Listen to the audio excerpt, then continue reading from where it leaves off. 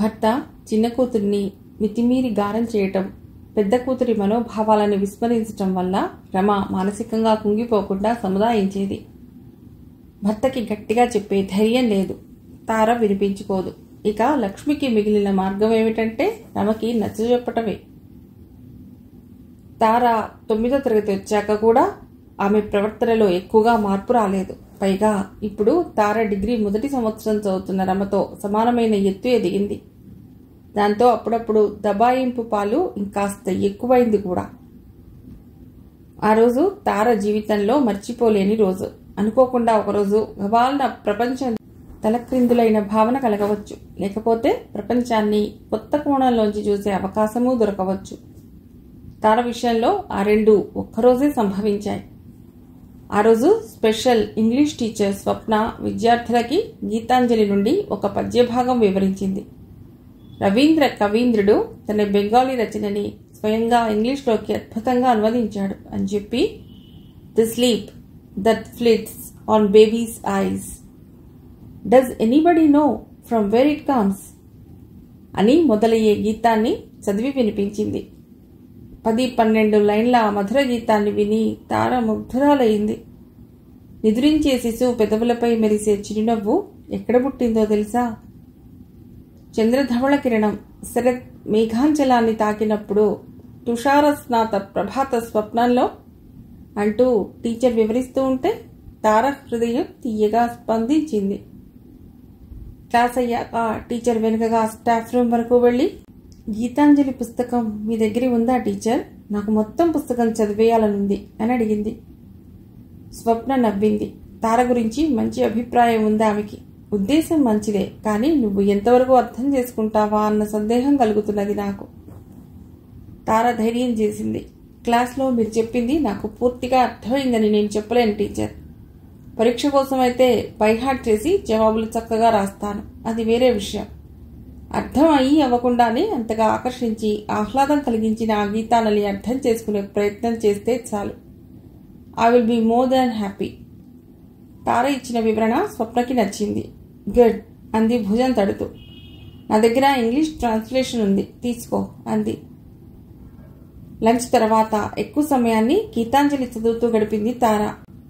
అక్షరాల అమరికతో, పదాల కూర్పుతో వీణ వినిపించాడు. వేణునాదాన్ని పలికించాడు. పుష్ప సౌరభాన్ని అందించాడు.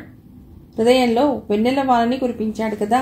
నోబెల్ ఇచ్చి ఊరుకుంటే ఆ మహానుభావునికి సరియైన రీతిలో సత్కరించినట్లవుతుందా అనుకుంది. స్కూల్ బస్లో ఇంటికెడుతూ గీతాంజలిలో ఇంకొక గీతానైనా చదువుదామనుకుంది. కానీ అందరూ కబుర్లు చెప్పుకుంటున్నప్పుడు పుస్తకాన్ని తిరిగేస్తే గోల చేసి పుస్తకం లాక్కుంటారని సంభాళించుకుంది. ఒక అమ్మాయి అక్క స్కూటీ కొనుక్కుందిట. అందరూ ఆ బండి కలర్ గురించి చర్చిస్తున్నారు. ఇదేమన్నా అంతర్జాతీయ సమస్య?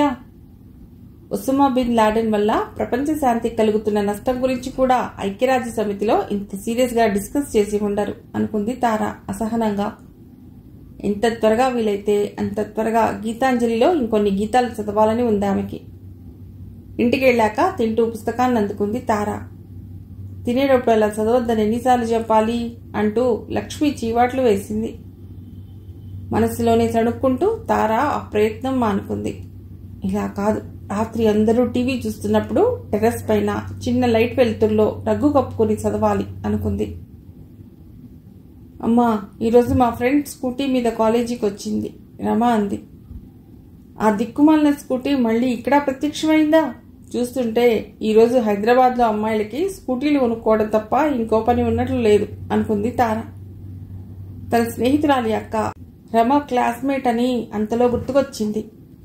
కొద్దిసేపు తర్వాత టాపిక్ మారింది. దసరా సెలవులకి ఎక్కడికైనా వెడదామని నాన్న అంటున్నారు. ఏ ప్లేస్ చూడాలనుంది? లక్ష్మి అడిగింది. రమ తడుముకోలేదు. కేరళ బాగుంటుందిట. తారా, అక్కడికి వెడదామా? గీతాంజలి ధ్యాసలోనే ఉన్న తార అన్యమనస్కంగానే సరే అంది. తను చెప్పిన దానికి చెల్లెలు ఒప్పుకున్నందుకు రమ పొంగిపోయింది. ఒకవేళ తార వద్దు టింబక్టూ వెడదామన్నదంటే తమ ప్రయాణం ఆ టింబక్టూకే అవుతుందని ఆమెకు తెలుసు. రమ మొహంలో వెలుగు చూసి లక్ష్మి సంబరపడింది. ఇన్నాళ్లకు మంచి పని చేశావు తారా, బాగుంది అంది. ఆమె సంతోషమంతా స్వరంలో ప్రతిఫలించింది. అంతటితో ఆగకుండా తార బుగ్గ తట్టింది. తార ఈ లోకంలోకి వచ్చింది. మంచి పని ఏమిటి? అక్క కేరళకు వెళదామంది, నువ్వు సరే అన్నావుగా.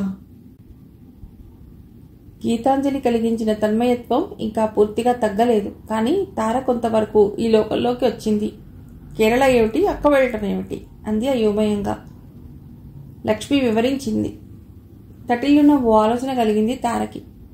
కొండలపైన చల్లటి వాతావరణంలో మేఘాలు మనల్నే తాకుతూ వెడుతున్నాయా అన్నంత కిందుగా తేలిపోతూ సాగుతూ ఉంటే, పూల తోటలో కూర్చుని గీతాంజలి చదువుతుంటే ఎంత అద్భుతంగా ఉంటుంది. కేరళనా? నో, వద్దు. బీచ్లు తప్ప అక్కడ ఏముంది? వైజాగ్లో భీమిలీలో చూశాం కదా, అలాగే ఉంటుంది కేరళ. అందుకనే ఊటీ వెళదాం, చాలా బాగుంటుంది. ఇంటర్ చదువుతున్నప్పుడు క్లాస్మేట్స్తో రమ ఊటీ చూసింది. ఇప్పుడు తార మళ్ళీ ఊటీ అనగానే రమ రక్తం మరిగిపోయింది. కళ్ళంబడి నీళ్లు ఉబికిరాసాగాయి. తింటున్న ప్లేట్ని తోసేసి ఒక్క ఉదుటన లేచి విసవిసా తన గదిలోకి వెళ్లి శబ్దం వచ్చేలాగా తలుపు వేసుకుంది.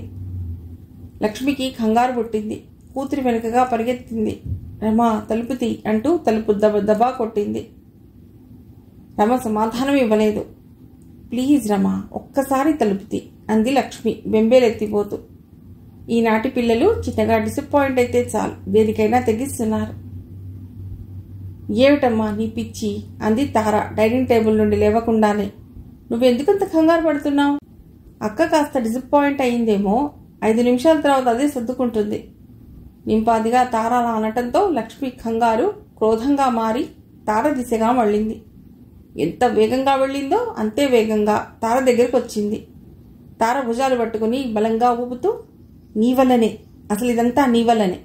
అక్క చాలా మంచి పిల్ల కాబట్టి ఇన్నేళ్లుగా నీ రుబాబును భరిస్తూ వచ్చింది. నిజమే, 5 నిమిషాల్లో అది సర్దుకుంటుంది. కానీ నువ్వు మాత్రం ఈ జన్మకి మారవు అంది ఆవేశంగా. తార నివ్వెరపోయింది. అమ్మా, మధ్యలో నన్నెందుకు తిడుతున్నావు? నేనేం చేశాను? లక్ష్మి ఆవేశం తగ్గలేదు. అసలు నువ్వేమనుకుంటున్నావు? క్వీన్ ఎలిజబెత్ అనో విక్టోరియా మహారాణి అని అనుకుంటున్నావా? ఎప్పుడూ ఈ ఇంట్లో నీ మాటే నెగ్గాలన్న పంతం ఎందుకు? అక్క కోరిక ఒక్కసారి కూడా తీర్చకపోతే నీకు వచ్చేది ఆనందం అనుకుంటున్నావేమో, కానీ అది నిజానికి రాక్షసానందం. పర్వర్జన్. నువ్వు పర్వర్ట్వే అవుతున్నావు. తార ఊపిరి బిగబట్టింది. అతి కష్టం పైన నోరు పెగిల్చుకుని నిలబడింది. అమ్మా అంది. లక్ష్మి ఆగ్రహం ఆవేశం తగ్గలేదు. నాన్న నిన్ను ముద్దు చేస్తున్నారని తెగ మురిసిపోయి నీ దాష్టికం చిలాయిస్తున్నావు గదు. అసలు నీకో విషయం తెలుసా? నువ్వు పుట్టాక నాన్న అసలు నీ మొహం కూడా చూడటానికి ఇష్టపడలేదు. 2వ సారి కూడా ఆడపిల్ల పుట్టిందని నాతో కాపురం చేయనని అన్నారు.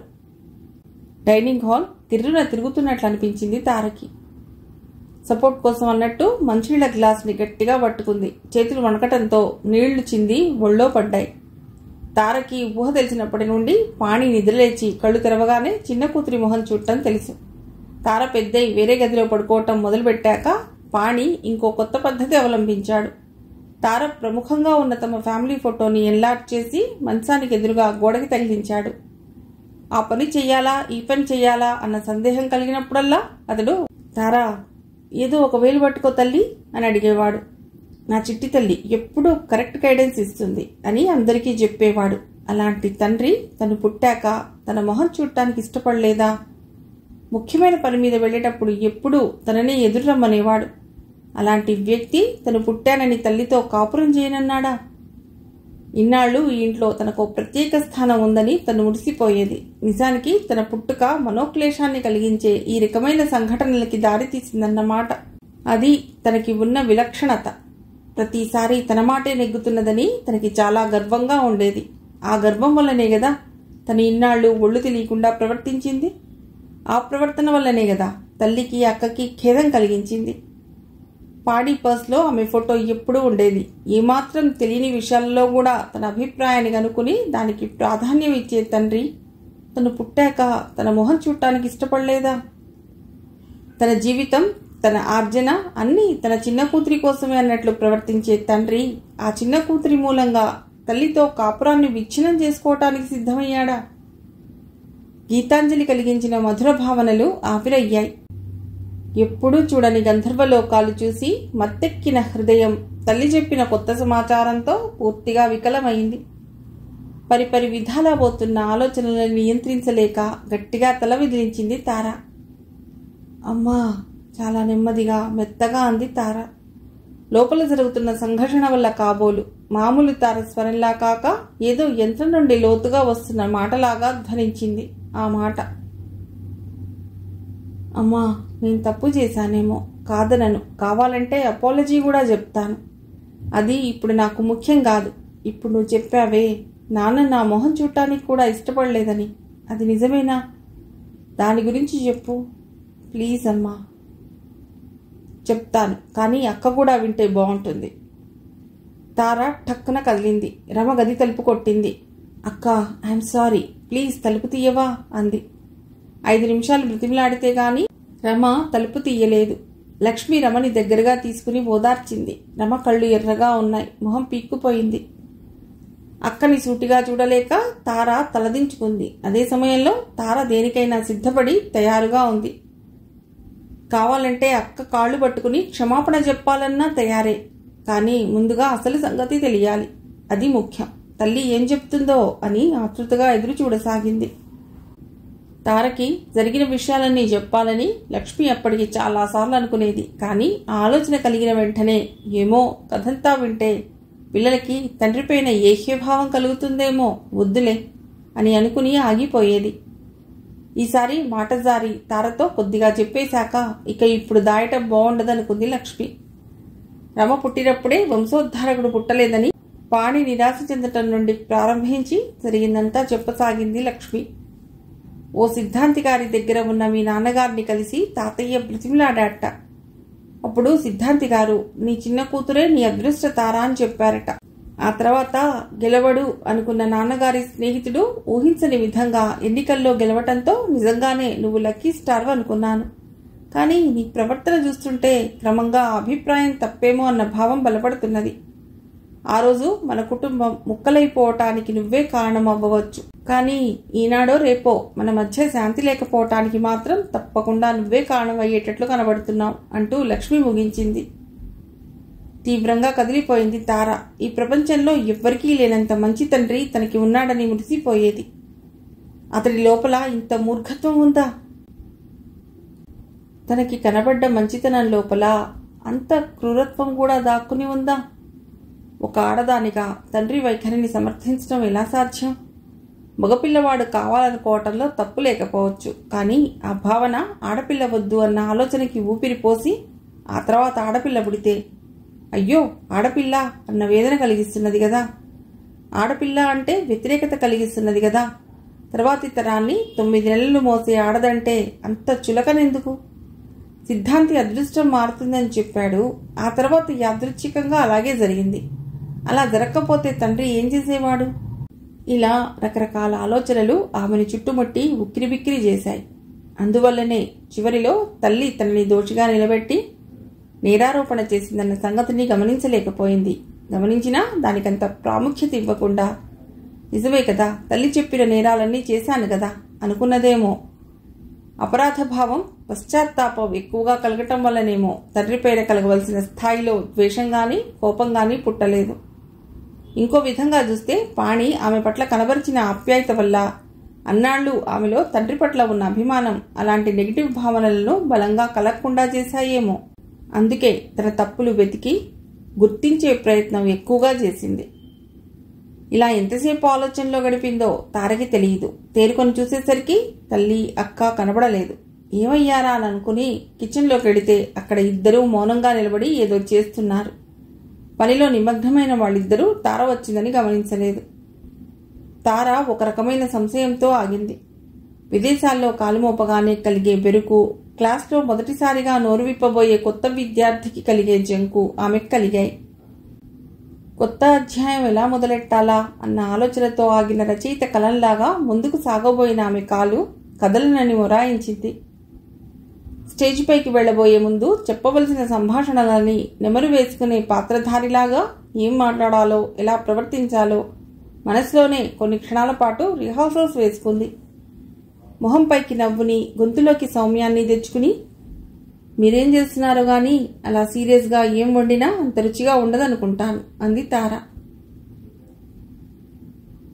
కూతురి వంక తిరిగే ముందు మనసులోనే తార నార్మల్గానే ఉంది. అమ్మయ్యా అనుకుంది లక్ష్మి. తార ఒకసారి ఇలారా అంటూ పిలిచింది. తార లోపలికి వెళ్ళింది. రమ కన్నీళ్లు తుడుచుకుంటున్నది. అక్క ఇంకా బాధ నుండి తేరుకోలేదా?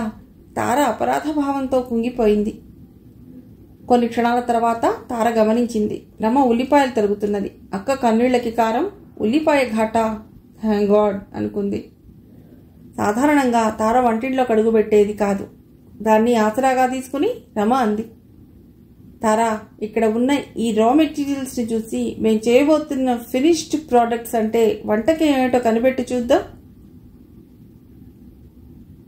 తల్లి ఏం చేస్తున్నదా అని అటు చూసింది తార. లక్ష్మి ఏదో పిండిలో నీళ్లు కలుపుతున్నది. పసుపు రంగులో ఉన్న ఆ పిండి పేరు తారకి తెలియదు. గోధుమ పిండి అయితే ఆ రంగులో ఉండదు కాబట్టి పూరి చపాతీ కాదు. అర నిమిషం ఆలోచించి, తార, చిన్న క్లూ కావాలి, ఆ పిండి పేరు చెప్పండి, నేను చిక్కుముడి విప్పుతాను అంది. కళ్ళ నుండి ధారాపాతంగా కారుతున్న నీళ్లని పట్టించుకోకుండా రమ పగలబడి నవ్వసాగింది. మరీ అంతగా నవ్వనక్కర్లేదు మేడం, తార ఠక్కున అంది. అంతలో స్వరంలో కాసింత చికాకు చోటు చేసుకుందని గమనించి తనకి తానే కంట్రోల్ కంట్రోల్ అని జాగ్రత్త చెప్పుకుంది. Okay, I concede my defeat. ఇప్పుడు చెప్పండి, ఏం చేస్తున్నారు? నీకు ఇష్టమైనవే, రమ అంది. నీకు బాగా ఇష్టమైనవే, లక్ష్మి అంది. థ్యాంక్స్, కానీ అవేమిటి? నేను తరిగేవి ఉల్లిపాయలు అంటూ మొదలుపెట్టింది రమ. అక్క అలా ఆట పట్టించడంతో తార మొహం ఎర్రబడింది. అమ్మ కలిపేది శనగపిండి, ఇంకా వెల్లుల్లి, జీలకర్ర, ధనియాలు, కొత్తిమీర, పుదీనా వెయ్యాలి. అప్పుడు నూనెలో వేయించాలి. ఇన్ని క్లూల తర్వాత కూడా ఆన్సర్ తట్టలేదా? తార నవ్వింది. తట్టింది కాదు, తెలిసింది. ఇక నుండి రోజులో గంటైనా కిచెన్లో గడపాలి, అమ్మకి సాయం చేయాలని తెలిసింది. నువ్వెందుకు సాయం చేయటం అని అనబోతున్న లక్ష్మిని రమ వారిస్తున్నట్టు తల ఊపి, థ్యాంక్ యూ తారా, అలా చెయ్యి. బామ్మ, వంటావిడ ఊరెళ్ళిన ఈ 10 రోజులుగా నేను చదువు పైన కాన్సన్ట్రేట్ చేయలేకపోతున్నాను. నువ్వు అమ్మకి హెల్ప్ చేయి, నేను చదవలసింది చాలా ఉంది. ఆ రాత్రి పాణి ఇంట్లోకి రాగానే లక్ష్మి ఆతృతగా పిల్లల వంక చూసింది. జరిగింది పిల్లలకి చెప్పటంలో ఆమె ఉద్దేశం ఇద్దరి మధ్య సఖ్యత సృష్టించడమే గాని తండ్రిని వారిద్దరికీ శత్రువుగా మార్చటం కాదు. హాయ్ నాన్న, నిజంగానే ఈ సెలవులకి టూర్ పెడుతున్నామా? తార అడిగింది. అలా అయితే కేరళ చూద్దామా? కేరళనా? వండర్ఫుల్. వారం రోజులైతే సరిపోతుందా? అంతకన్నా ఎక్కువ రోజులు స్పేర్ చేయలేను, నాకు పనులున్నాయమ్మా, పాణి అన్నాడు. పనులు ఎప్పుడూ ఉంటాయి నాన్న. అక్కడ ఉన్న మంచి ప్రదేశాలన్నీ చూస్తూ సరదాగా గడపాలంటే మినిమం 15 రోజులు కావాలి. కానీ నీకోసమని 10 రోజులతో సరిపెట్టుకుంటాం, సరేనా? తార అంది. ఓకే, నువ్వు అడిగావు కదా, 10 రోజులకు ఒప్పుకుంటున్నాను అన్నాడు పాణి. అలా అందరి ఎదురుగా మామూలుగా ఉన్నట్లు తార ప్రవర్తించింది. కానీ ఆ రాత్రి ఆమెకి ఎంతకీ నిద్ర పట్టలేదు. లేచి గదిలో లైట్ వేస్తే ఎవరైనా వచ్చి ఇంకా నిద్రపోలేదా అని క్లాస్ పీక్తారని భయపడింది. అలాగని పక్కపైన అటు ఇటు దొర్లుతూ ఎంతసేపు గడుపుతుంది? అలా కాదని గీతాంజలి పుస్తకం అందుకుంది. ఇలా చదవాలి, పుస్తకాన్ని చేతిలో ఉంచుకునే చీకట్లో పచార్లు చేయసాగింది. కాళ్ళు నొప్పి పుట్టాయి, కానీ నిద్ర వచ్చే సూచనలు కనబడలేదు.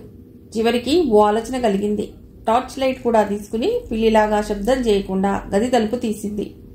కారిడార్లో మునివేళ్లపైన నడిచి మెట్లెక్కి టెర్రస్ చేరింది. చిరు చీకటి ఆమెకు కాసింత భయాన్ని కలిగించింది. కానీ ఆహ్లాదంగా వీసిన చల్లటి గాలి అభయం ఇస్తున్నట్లు ఆహ్వానించింది. ఓ మూలగా కూర్చుని టార్చ్ వెలిగించింది. ఆ వెలుగు పుస్తకం చదవటానికి అనువుగానే ఉంది. చదవటం అయితే త్వరగానే అవుతున్నది, కానీ ఏమాత్రం బుర్రకి ఎక్కుతున్నదో తెలియదు. I will deck the with trophies garlands of my defeat అని ప్రారంభమయ్యే గీతాన్ని చదువుతుంటే తార మూడ్ అనూహ్యంగా మారింది.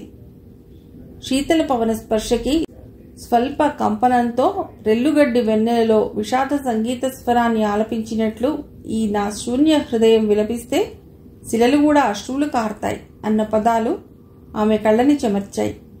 అలా ఎంతసేపు గడిపిందో ఆమెకు తెలియదు. గీతాంజలి ఇచ్చిన సాంత్వన తారని సౌమ్యంగా మార్చింది. అయితే ఆ మర్నాడు ఉదయం తిరిగి అలజడి మొదలైంది. తను పుట్టాక తండ్రి అంత నిర్దయగా ప్రవర్తించాడు అన్నది తలుచుకుంటేనే తారకి కంపరంగా ఉంది. స్కూల్లో అందుకనే పాఠాలని సరిగ్గా మనసు పెట్టి వినలేకపోయింది. 4-5 రోజులు అలా మదనపడ్డాక ఓ మధ్యాహ్నం లైబ్రరీ పీరియడ్లో టాగోర్ పుస్తకాలు ఇంకా ఏమన్నా ఉన్నాయా అని వెతికింది. ఓ పుస్తకం కనబడింది.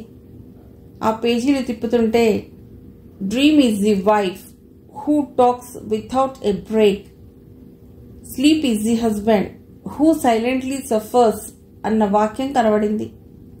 సరిగ్గానే చదివి సరిగ్గానే అర్థం చేసుకున్నానా అన్న అనుమానంతో 3 సార్లు చదివింది. ఆ వాక్యాలు రాసింది ఠాగోర్ అవునా కాదా అన్న సంశయంతో ఇంకొకసారి చదివింది. సందేహం లేదు, అది ఠాగోర్ రాసిందే. తను చక్కగానే అర్థం చేసుకుంది. తార రక్తం మరిగింది. మధుర కవి, విశ్వకవి అని ఎంతో ఉన్నతంగా భావించిన రవీంద్రుడికి కూడా స్త్రీ అంటే అంత చులకనా? భార్య సణుగుతూ ఉంటుందా? భర్త మౌనంగా బాధని అనుభవిస్తూ ఉంటాడా? తాగి వచ్చి భార్యల్ని చావబాదే భర్తలు ఆయనకి కనబడలేదా? వరకట్నం కోసం పెళ్లాలని నిలువునా కాల్చేసే మొగాళ్ల ఆగడాల గురించి ఆయన ప్రస్తావించదలుచుకోలేదా? తండ్రి అయినా రవీంద్రుడైనా ఆడదాన్ని సమానంగా భావించరా? అంటే ఏ మగాడికైనా ఆడదాన్ని అర్థం చేసుకునే విశాల హృదయం లేకపోగా ఆవిడని తక్కువగా పరిగణించే దృక్పథం మాత్రం తప్పకుండా ఉంటుందన్నమాట. తండ్రి నిజస్వరూపం తెలిసాక కూడా తారకి ఆయన పైన కోపం రాలేదు. కానీ ఠాగోర్ రాసిన ఈ ద్విపద చదివాక తండ్రిపైన కూడా కోపం ముంచుకొచ్చింది. ఆ సంగతి ఆ తరువాత ఆమె ప్రవర్తనలో స్పష్టంగా తెలిసింది. తన ముద్దుల కూతురి ప్రవర్తన చూసి పాణి విస్తుపోయాడు. ఆ సమయంలో ఆయన కూడా పనుల ఒత్తిడిలో ఉన్నాడు. అందుకనే ఆయన అంతగా పట్టించుకోలేదు. క్లాస్లో తార మందకొడిగా ఉండటం అందరి టీచర్లలాగానే స్వప్నని కూడా ఆశ్చర్యపరిచింది. స్లిప్ టెస్ట్లో ఠాగోర్ గీతాంజలి గురించి తార చాలా అద్భుతంగా రాసి ఉంటుందని స్వప్న ఆశిస్తూ తార రాసిన ఆన్సర్ షీట్ తెలిస్తే అందులో ఇంకో ఆశ్చర్యం ఎదురుచూస్తూ ఉంది. ఎప్పుడూ క్లాస్లో మొదటి మార్కులు తెచ్చుకునే తార ఒక్క అక్షరం కూడా రాయకుండా ఖాళీ కాగితం ఇచ్చింది. స్వప్న తన కళ్ళను తనే నమ్మలేకపోయింది. గీతాంజలి గురించి తార ఎంతో ఎక్సైటెడ్గా తనతో జరిపిన చర్చలను గుర్తు చేసుకుంది స్వప్న. పరీక్షలో ఇచ్చిన ప్రశ్నలకి తార ఏమాత్రం కష్టపడకుండా జవాబు ఇవ్వగలదు. కానీ బ్లాంక్ పేపర్ ఎందుకు ఇచ్చినట్లు? అంటే తార రాయలేక కాక ఇంకో ఇతర కారణం వల్లనే ఇలా తెల్లటి కాగితాన్ని ఇచ్చిందన్నమాట. ఆ కారణం ఏమిటి? తారతో మాట్లాడేంత వరకు దిద్దిన పేపర్లని క్లాస్లో ఇవ్వకూడదని అనుకుంది స్వప్న. ఇంటెలిజెంట్ స్టూడెంట్కి 0 మార్కులు వచ్చాయని క్లాస్లో ఎలా ప్రకటించటం? ఆ మర్నాడు క్లాస్లో స్వప్న టీచర్ ఏమన్నా అడుగుతుందా అన్న ఆతృతతో తార సతమతమైంది. కానీ స్వప్న మామూలుగా ఉండటానికి ప్రయత్నించింది. స్కూల్ అయ్యాక తార స్నేహితులతో స్కూల్ బస్ ఎక్కబోతుంటే స్వప్న అక్కడికి వచ్చింది. తారా, నువ్వు నాకు సహాయం చేయాలి. Will you come with me? Tara తలూపింది. స్కూటీ పైన వెళుతున్నప్పుడు స్వప్న ఏ సినిమాలు చూసావు, ఈ మధ్య ఏమన్నా పుస్తకాలు చదివావా అన్న ప్రశ్నలు వేసింది. తార మామూలుగానే సమాధానం ఇచ్చింది. కానీ మనసులో టీచర్ అసలు ప్రశ్న ఎప్పుడు అడుగుతుందా అని అదిరే గుండెతో ఎదురు చూడసాగింది. ఆ గుండె అదురికి చాలా కారణాలు ఉన్నాయి. భార్య సణుగుడు గురించి ఠాగోర్ వ్యంగ్యంగా రాసిన ద్విపద తారకి నచ్చలేదు అన్నది వేరే విషయం. పాఠ్యాంశమైన గీతాంజలిలోని గీతానికి దానికి ఏమాత్రం సంబంధం లేదు. ఒకవేళ గీతాంజలిలోని గీతం నచ్చకపోతే ఆ సంగతే సకారణంగా రాయవచ్చు. కానీ అసెంబ్లీలో ప్రతిపక్ష సభ్యులు వాకౌట్ చేసినట్లు ఖాళీ పేపర్ ఇవ్వటం సబబు కాదని తారకి కూడా తెలుసు. పైగా అలా ఎందుకు చేసిందో తారకే సరిగ్గా తెలియదు. ఇప్పుడు టీచర్ అడిగితే ఏం చెప్పాలి? ఇంటి తలుపుకి ఉన్న తాళం టీచర్ తీస్తూ ఉన్నప్పుడు తారకి ఓ బ్రిలియంట్ ఐడియా తట్టింది. తలనొప్పిగా ఉండటం వల్ల టెస్ట్ రాయలేదని చెప్తే ఎలా ఉంటుంది? టీచర్ నమ్మేస్తుంది. తార రిలీఫ్తో నిట్టూర్చింది. గడియ తీస్తూ స్వప్న అంది, నువ్వు నాకు చేయవలసిన సాయం ఏమిటంటే దాచకుండా నిజం చెప్పాలి. తార తల ఊపింది. ఏ నిజం టీచర్? అమాయకంగా అడిగింది. నీ ట్రిక్స్ నా దగ్గర పనిచేయవు అన్నట్లు స్వప్న నవ్వింది. ఉట్టి తెల్ల కాగితాన్ని ఆన్సర్ షీట్గా ఎందుకు ఇచ్చావు? ఒంట్లో బాగోలేదు, తలనొప్పిగా ఉంది, అలాంటి కుంటి సాగులు చెప్పకు. ప్యూర్ నిజం చెప్పు, సరేనా? తారమొహం వాడిపోయింది. తలదించుకుని ఇంట్లోకి అడుగుపెట్టింది. ఏదో యుద్ధం జరిగినట్లు, చిత్రమైన కబాడీ ఆట ఆడినట్లు హాల్ అంతా చిందరవందరగా ఉంది. టీపాయ్ పైన ఉండవలసిన ఆనాటి పేపర్ నేలపైన ఓ మూలగా ఉంది. స్వప్న భర్త విప్పిన సాక్స్ కాబోలు టీపాయ్ పైన ఉన్నాయి. ఓ సోఫాలో టవల్ ఆరేసి ఉంది. బయటికి వెళుతూ ఆపడం మర్చిపోవటం వల్ల ఫ్యాన్ ఇంకా తిరుగుతూనే ఉంది. కూర్చో అంది స్వప్న న్యూస్ పేపర్ కింద సాక్స్ దాస్తూ. తల ఊపి కూర్చోబోయిన తార చివరి క్షణంలో ఆగి సోఫా కుషన్లో దాగి ఉన్న గోగుల్స్ తీసి టీపాయ్ పైన పెట్టింది. ఓ, అక్కడున్నాయా? మా ఆయనే అవి ఎక్కడ ఉన్నాయా అని ఇల్లంతా పీకి పందిరేసినంత పని చేశాడు.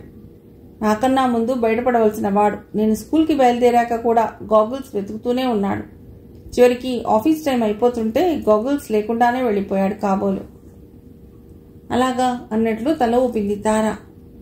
చల్లటి మంచినీళ్ళిస్తూ, చెప్పు, ఈసారి టెస్ట్లో నీ సమాధానాలు బాగుంటాయని ఎక్స్పెక్ట్ చేశాను. తెలుసా, బాగా డిసప్పాయింట్ చేశావు. ఏమైంది? ఏదో బలమైన కారణం లేకుండా నువ్వు అలాంటి పని చేయవని నాకు తెలుసు. చెప్పు అంది స్వప్న.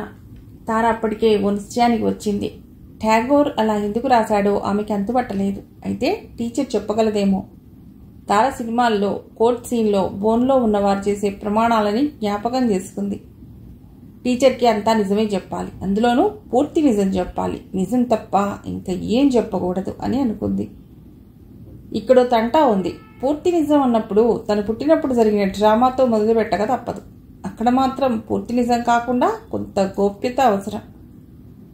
రెండోసారి కూడా ఆడ సంతానమని తండ్రి డిసప్పాయింట్ అయి కొన్ని నెలల వరకు చూడటానికి రాలేదన్న అర్థసత్యంతో ప్రారంభించి ఠాగోర్ రాసిన కప్లెట్ గురించి వివరిస్తూ ముగించింది తార. చివరికి రవీంద్రుడు కూడా స్త్రీని అలా చులకన చేయటం నాకేం నచ్చలేదు టీచర్. అలా రాసిన వ్యక్తి గురించి ఆయన కవిత్వం అద్భుతం, అమోఘం అని రాయలేను టీచర్. స్వప్న ఒక్క క్షణం కళ్ళు మూసుకుంది. అన్యాయం జరిగిందని తెలిసాక లేచి నిలబడి దాన్ని ఖండించాలి, నిజమే. మనకెందుకులే అన్న నిర్లిప్తత ఉండకూడదు. కానీ ఈ వయసులో తారకి ఇంతటి అసహనం ఉండటం శ్రేయస్కరమా? మౌనంగా లేచి ఫ్రిడ్జ్లో ఉన్న కేక్ తెచ్చి తారకి ఇచ్చింది స్వప్న. నువ్వు చెప్పిన కప్లెట్ నేను చదవలేదు, కానీ ఆ మహానుభావుడిది విశాల దృక్పథం. అలాంటి ఆయన ఏ సందర్భంలో అది రాశాడో, అందులో ఏం సెటైర్ దాగుందో తెలుసుకోకుండా ఆయన కూడా పురుషాహంకారి అన్న నిర్ధారణకి రావటం సబబు కాదు. స్వప్న మెల్లిగా అంది. తార ఏం మాట్లాడలేదు. అలా నీ అంతట నువ్వే ఏదేదో ఊహించుకుని ప్రపంచంలోని అందరి స్త్రీల తరపున ప్రొటెస్ట్ చేయాలనుకోవటం సరికాదు. నీకిప్పుడు నీ చదువు ముఖ్యం, అంతేకాని ఏవో ఉద్యమాలు చేయాలనుకోకు, స్వప్న అంది. తార ఠక్కున అంది. నో టీచర్, నేను ఒప్పుకోను. నా చదువు నాకు ముఖ్యమే, కానీ నేను ముందుగా ఆడదాన్ని, ఆ తర్వాతే స్టూడెంట్ని. నా పుట్టుక వల్ల రెండోసారి ఆడపిల్ల అన్న కారణం మూలంగా అమ్మ కొన్ని నెలల పాటు ఎంతటి వ్యధకి గురి అయిందో నేను ఎలా మర్చిపోగలను? స్వప్నకి అర్థమైంది. పుట్టి గొప్పగా ఏం సాధించకపోయినా, తన వల్ల ప్రపంచానికి ఏ రకమైన ప్రయోజనం కలగకపోయినా ఎవరైనా సహజంగానే తమ పుట్టినరోజుని ఎంతో అభిమానిస్తారు. తార పుట్టినప్పుడు ఆడపిల్ల పుట్టిందని క్షోభపడ్డాడు తండ్రి. ఆయన ఇన్ని రోజులుగా తార పట్ల చూపిన ప్రేమ ఆప్యాయతల వల్ల తార స్త్రీల పట్ల తండ్రికి ఉన్న చులకన భావనలని బహుశా విస్మరించి మనసులో దాచుకునే ప్రయత్నం చేసింది. అలా మనస్సులో అణగదొక్కిన భావాలు చిన్న కారణం కనబడితే చాలు ఎవరినైనా ద్వేషించేందుకు అణువుగా ఫెటీల్మని బయటపడుతున్నాయి. ఠాగోర్ రాసిన ద్విపద టపాసు ఒత్తిని వెలిగించింది. This is too bad. Swapna గొంతు అదోలా ధ్వనించేసరికి తార ఉలిక్కి పడింది. ఆందోళనగా టీచర్ వంక చూసింది తార. నీ ఎదురుగా ప్లేట్ చూడు. కరాచీ బేకరీ నుండి తెచ్చిన కేక్లవి. వాటిని నువ్వు ముట్టుకోకపోయేసరికి అవి చిన్నబుచ్చుకుంటున్నాయి. తీసుకో, ఈలోగా నేను టీ తెస్తాను. తార ఏదో చెప్పబోతుంటే వినిపించుకోకుండా స్వప్న కదిలింది. టీ తాగుతూ స్వప్న చెప్పింది. తార, ఈ లోకంలో ఆడా మగ సహజీవనం చెయ్యాలి. సహజీవనం అంటే ఎదుటివారిలో తప్పులు వెతుకుతూ జీవించటం కాదు. అసలు మగవారందరికీ స్త్రీల పట్ల చులకన భావం ఉంటుందని ముందుగానే ఓ కంక్లూషన్కి రావటం సరికాదు. మనల్ని మనమే సమర్థించుకోవాలి, మనకి మనమే సాయం చేసుకోవాలి. కానీ పురుషులని ద్వేషించటం అందులో భాగం కాదు. తార మాట్లాడలేదు. ఓ పని చేయి, ఈసారి సెలవుల్లో నీకు కొన్ని పుస్తకాలు ఇస్తాను. అవి చదివితే నీకు సరైన అవగాహన కలుగుతుంది. తార తల ఊపింది. అవగాహన? టీచర్ ఏ విధమైన అవగాహన కలిగిస్తుందో ఆ ఇంటి పరిస్థితిని బట్టి ఇట్టే ఊహించవచ్చు అనుకుంది తార ఇంటికి వెళుతూ. టీచర్ మంచిదే. ఎంత మంచిదంటే భర్త ఇల్లంతా చిందరవందరగా ఉంచినా పల్లెత్తు మాట అనదు. తనకి అతడు సాయం చేయకపోగా ఇంకొన్ని పనులు అదనంగా కల్పించినా పట్టించుకోదు. ఎందుకంటే ఆడదానికి అణకువ, సహనం, సౌశీల్యం ఉండవలసిన మంచి లక్షణాలు కదా. మగవాడిలోనూ భర్తలోనూ పుష్కలంగా ఉండే అవలక్షణాలని విస్మరించి ఓపిగ్గా ఉండటం కూడా మరో మంచి లక్షణమని గ్రహించటమే బహుశా టీచర్కి ఉన్న అవగాహన అయి ఉంటుంది. తార వెళ్ళాక స్వప్న ఆలోచనలో పడింది. తార చాలా తెలివిగల పిల్ల. రావాల్సిన మార్కుల్లో 1/2 మార్కు తగ్గినా ఎంతో గొడవ చేసేది. చిన్న పొరపాటు చేసి ఫస్ట్ మార్కుని పోగొట్టుకుంటే నాగార్జున, షారుఖ్ ఖాన్ కలిసి వెళుతున్న కార్కి యాక్సిడెంట్ అయినట్లు తల్లడిల్లేది. అలాంటి పిల్ల బాగా తెలిసిన జవాబులని కూడా రాయకుండా, కాగితాన్ని నలుపు చేయకుండా మిన్నకుంది అంటే తార మనసు ఎంతగా గాయపడిందో అర్థం అవుతుంది. అయితే ఆ గాయపట్టమన్నది సకారణమే అని తార అనుకుంటే ఆమె తీరు ఇంకా తీవ్రంగా మారే అవకాశం ఉంది. సకారణం కాదు, అకారణం అని తార చేత ఒప్పించగలిగితే ఆ పసి హృదయం కుదుటపడవచ్చు. చాలాసేపు స్వప్న ఆలోచిస్తూ ఉండిపోయింది. స్వప్న, రమేష్ క్లాస్మేట్స్. వాళ్ళిద్దరి స్నేహం క్రమంగా ప్రేమగా మారి పెద్దల అంగీకారంతో పెళ్లిగా రూపుదిద్దుకుంది.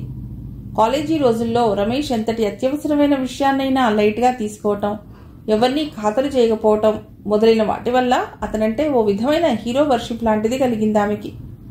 పెళ్ళై కాపురం పెట్టాక కానీ అవెంత అవలక్షణాలో ఆమెకు అవగతం అవ్వలేదు. రమేష్కి డిసిప్లిన్ అన్నది అస్సలు లేదు. ఒంటికి సంబంధించినంత వరకు శుచి, శుభ్రత ఉన్నాయి. కానీ ఇంటి విషయానికి వస్తే అన్నిటా క్రమశిక్షణ రాహిత్యమే.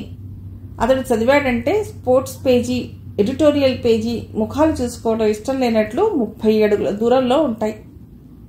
షేవింగ్ చేసుకుంటూ క్రీడా వార్తలు, కాఫీ తాగుతూ సంపాదకీయం చదవటం అతడు అలవాటు.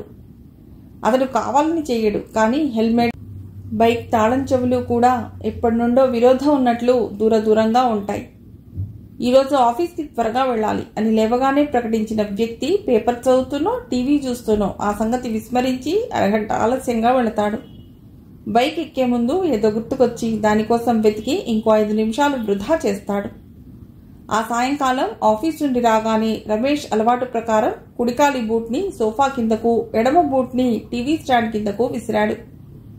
స్వప్న, బాగా అలసిపోయాను గాని వేడి కాఫీ ఇస్తావా అన్నాడు టీవీ రిమోట్ అందుకుంటూ. గొడుగుని హ్యాకీ స్టిక్ లాగా వాడి అతని బూట్ని అతడి వంకే తోసింది స్వప్న. ముందుగా వాటిని షూ స్టాండ్లో ఉంచు, అప్పుడే కాఫీ అంది సీరియస్గా. టక్కున అటెన్షన్లోకి వచ్చాడు రమేష్. స్వప్న సీరియస్గా ఉందని అతడు గ్రహించాడు. తప్పదు కదా అనుకుని భార్య చెప్పినట్లు చేశాడు. కాఫీ అందిస్తూ అతడికి క్లాస్ తీసుకుంది స్వప్న. ఈరోజు మన ఇంటికి నాతో పాటు గెస్ట్లు వచ్చారు తెలుసా? ఈ హాల్ ఉన్న స్థితికి వాళ్ళ ఎదురుగా నేను తలదించుకున్నాను. రమేష్ టక్కున తలదించుకున్నాడు. ఐఎమ్ సారీ అని జుర్రుకుంటూ కాఫీ తాగసాగాడు. స్వప్న మొహం చిట్లిచ్చింది. ఆ సౌండ్ ఏమిటి? ఈ అలవాటు ఎప్పటి నుండి? రమేష్ తల ఎత్తాడు. చిన్నగా నవ్వి చెప్పాడు. ఐఎమ్ సారీ అని అన్నాక వెంటనే కాఫీ చాలా బాగుంది అని కాఫీ పైన నా అభిప్రాయాన్ని ప్రకటించాననుకో. కాఫీ బాగుంటే వీడేమిటి సారీ చెప్తున్నాడు? సెట్ అయ్యరా అన్న అనుమానం నీకు కలిగే ప్రమాదం ఉంది కదా, అందుకని కాఫీ బాగుందన్న నా కాంప్లిమెంట్ని జుర్రుడు ద్వారా వ్యక్తపరిచానన్నమాట. స్వప్న పగలబడి నవ్వింది. నీ మీద కోపం ఎక్కువసేపు ఉండదు రాము అంది. అది నా అదృష్టం మరియు నీ దురదృష్టం అన్నాడు రమేష్. నీ బిహేవియర్ చూస్తుంటే అప్పుడప్పుడు నాకు ఓ సంగతి గుర్తుకొస్తూ ఉంటుంది. ఏమిటా సంగతి? మానవుడే మహనీయుడు లాంటిదా ఆశగా అడిగాడు రమేష్. కానే కాదు, విడమర్చి చెప్తాను విను. ఓ పత్రికా విలేఖరి ఒక ఆవిడని ఇంటర్వ్యూ చేస్తూ, మీ సుదీర్ఘ వైవాహిక జీవితంలో మీ ఆయనకి విడాకులు ఇవ్వాలని ఎప్పుడన్నా అనుకున్నారా అని అడిగాడట.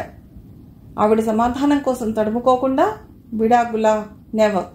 ఆయన్ని హత్య చేయాలని 2-3 సార్లు అనుకున్నాను, కానీ విడాకుల ఆలోచన నాకెప్పుడు కలగలేదు అందిట. ఆ సంగతి గుర్తుకొస్తుంది నాకు. రమేష్ నవ్వాడు. ఆవిడెవరో కానీ చాలా చాలా బాగా చెప్పింది స్వప్న. నిజం, నీకు నా మీద మరీ ఎక్కువ కోపం వస్తే మర్డర్ చేసే, నో ప్రాబ్లం. కానీ నువ్వు నాకు దూరం అయితే నేను భరించలేను. ఎందుకంటే నువ్వు లేకుండా నేను బతకలేను. స్వప్న కదిలిపోయింది. లేచి వెళ్ళి అతని పక్కన కూర్చుని అతని జుట్టుని విరింది. ఇలా మాట్లాడే నన్ను బుట్టలో వేసుకున్నావు, కానీ రేపు ఓ విఐపి మన ఇంటికి వస్తున్నారు. ఇల్లు సర్దాలి, రేపు నీట్గా ఉంచాలి. నువ్వు హాఫ్ డే సెలవు తీసుకోవాలి. నేను చెప్పినట్లు యాక్ట్ చేయాలి.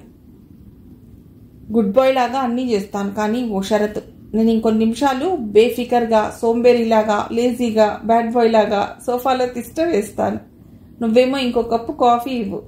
అది తాగాక ఇంటిని బెల్జియం అద్దంలాగా మార్చేస్తాను, సరేనా? రమేష్ అన్నాడు. ఆ మర్నాడు కూడా స్కూల్ అయ్యాక స్వప్న తారతో ఇంటికి వచ్చింది. స్వప్న బ్యాగ్లోంచి తాళం చెవి తీస్తుంటే తలుపు తీసే ఉంది టీచర్ అంది తార. దొంగలు పడలేదు కదా అంటూ స్వప్న తలుపు తోసింది. లోపల నుండి వివాహ భోజనంబు అన్న పాట బిగ్గరగా వినిపిస్తున్నది.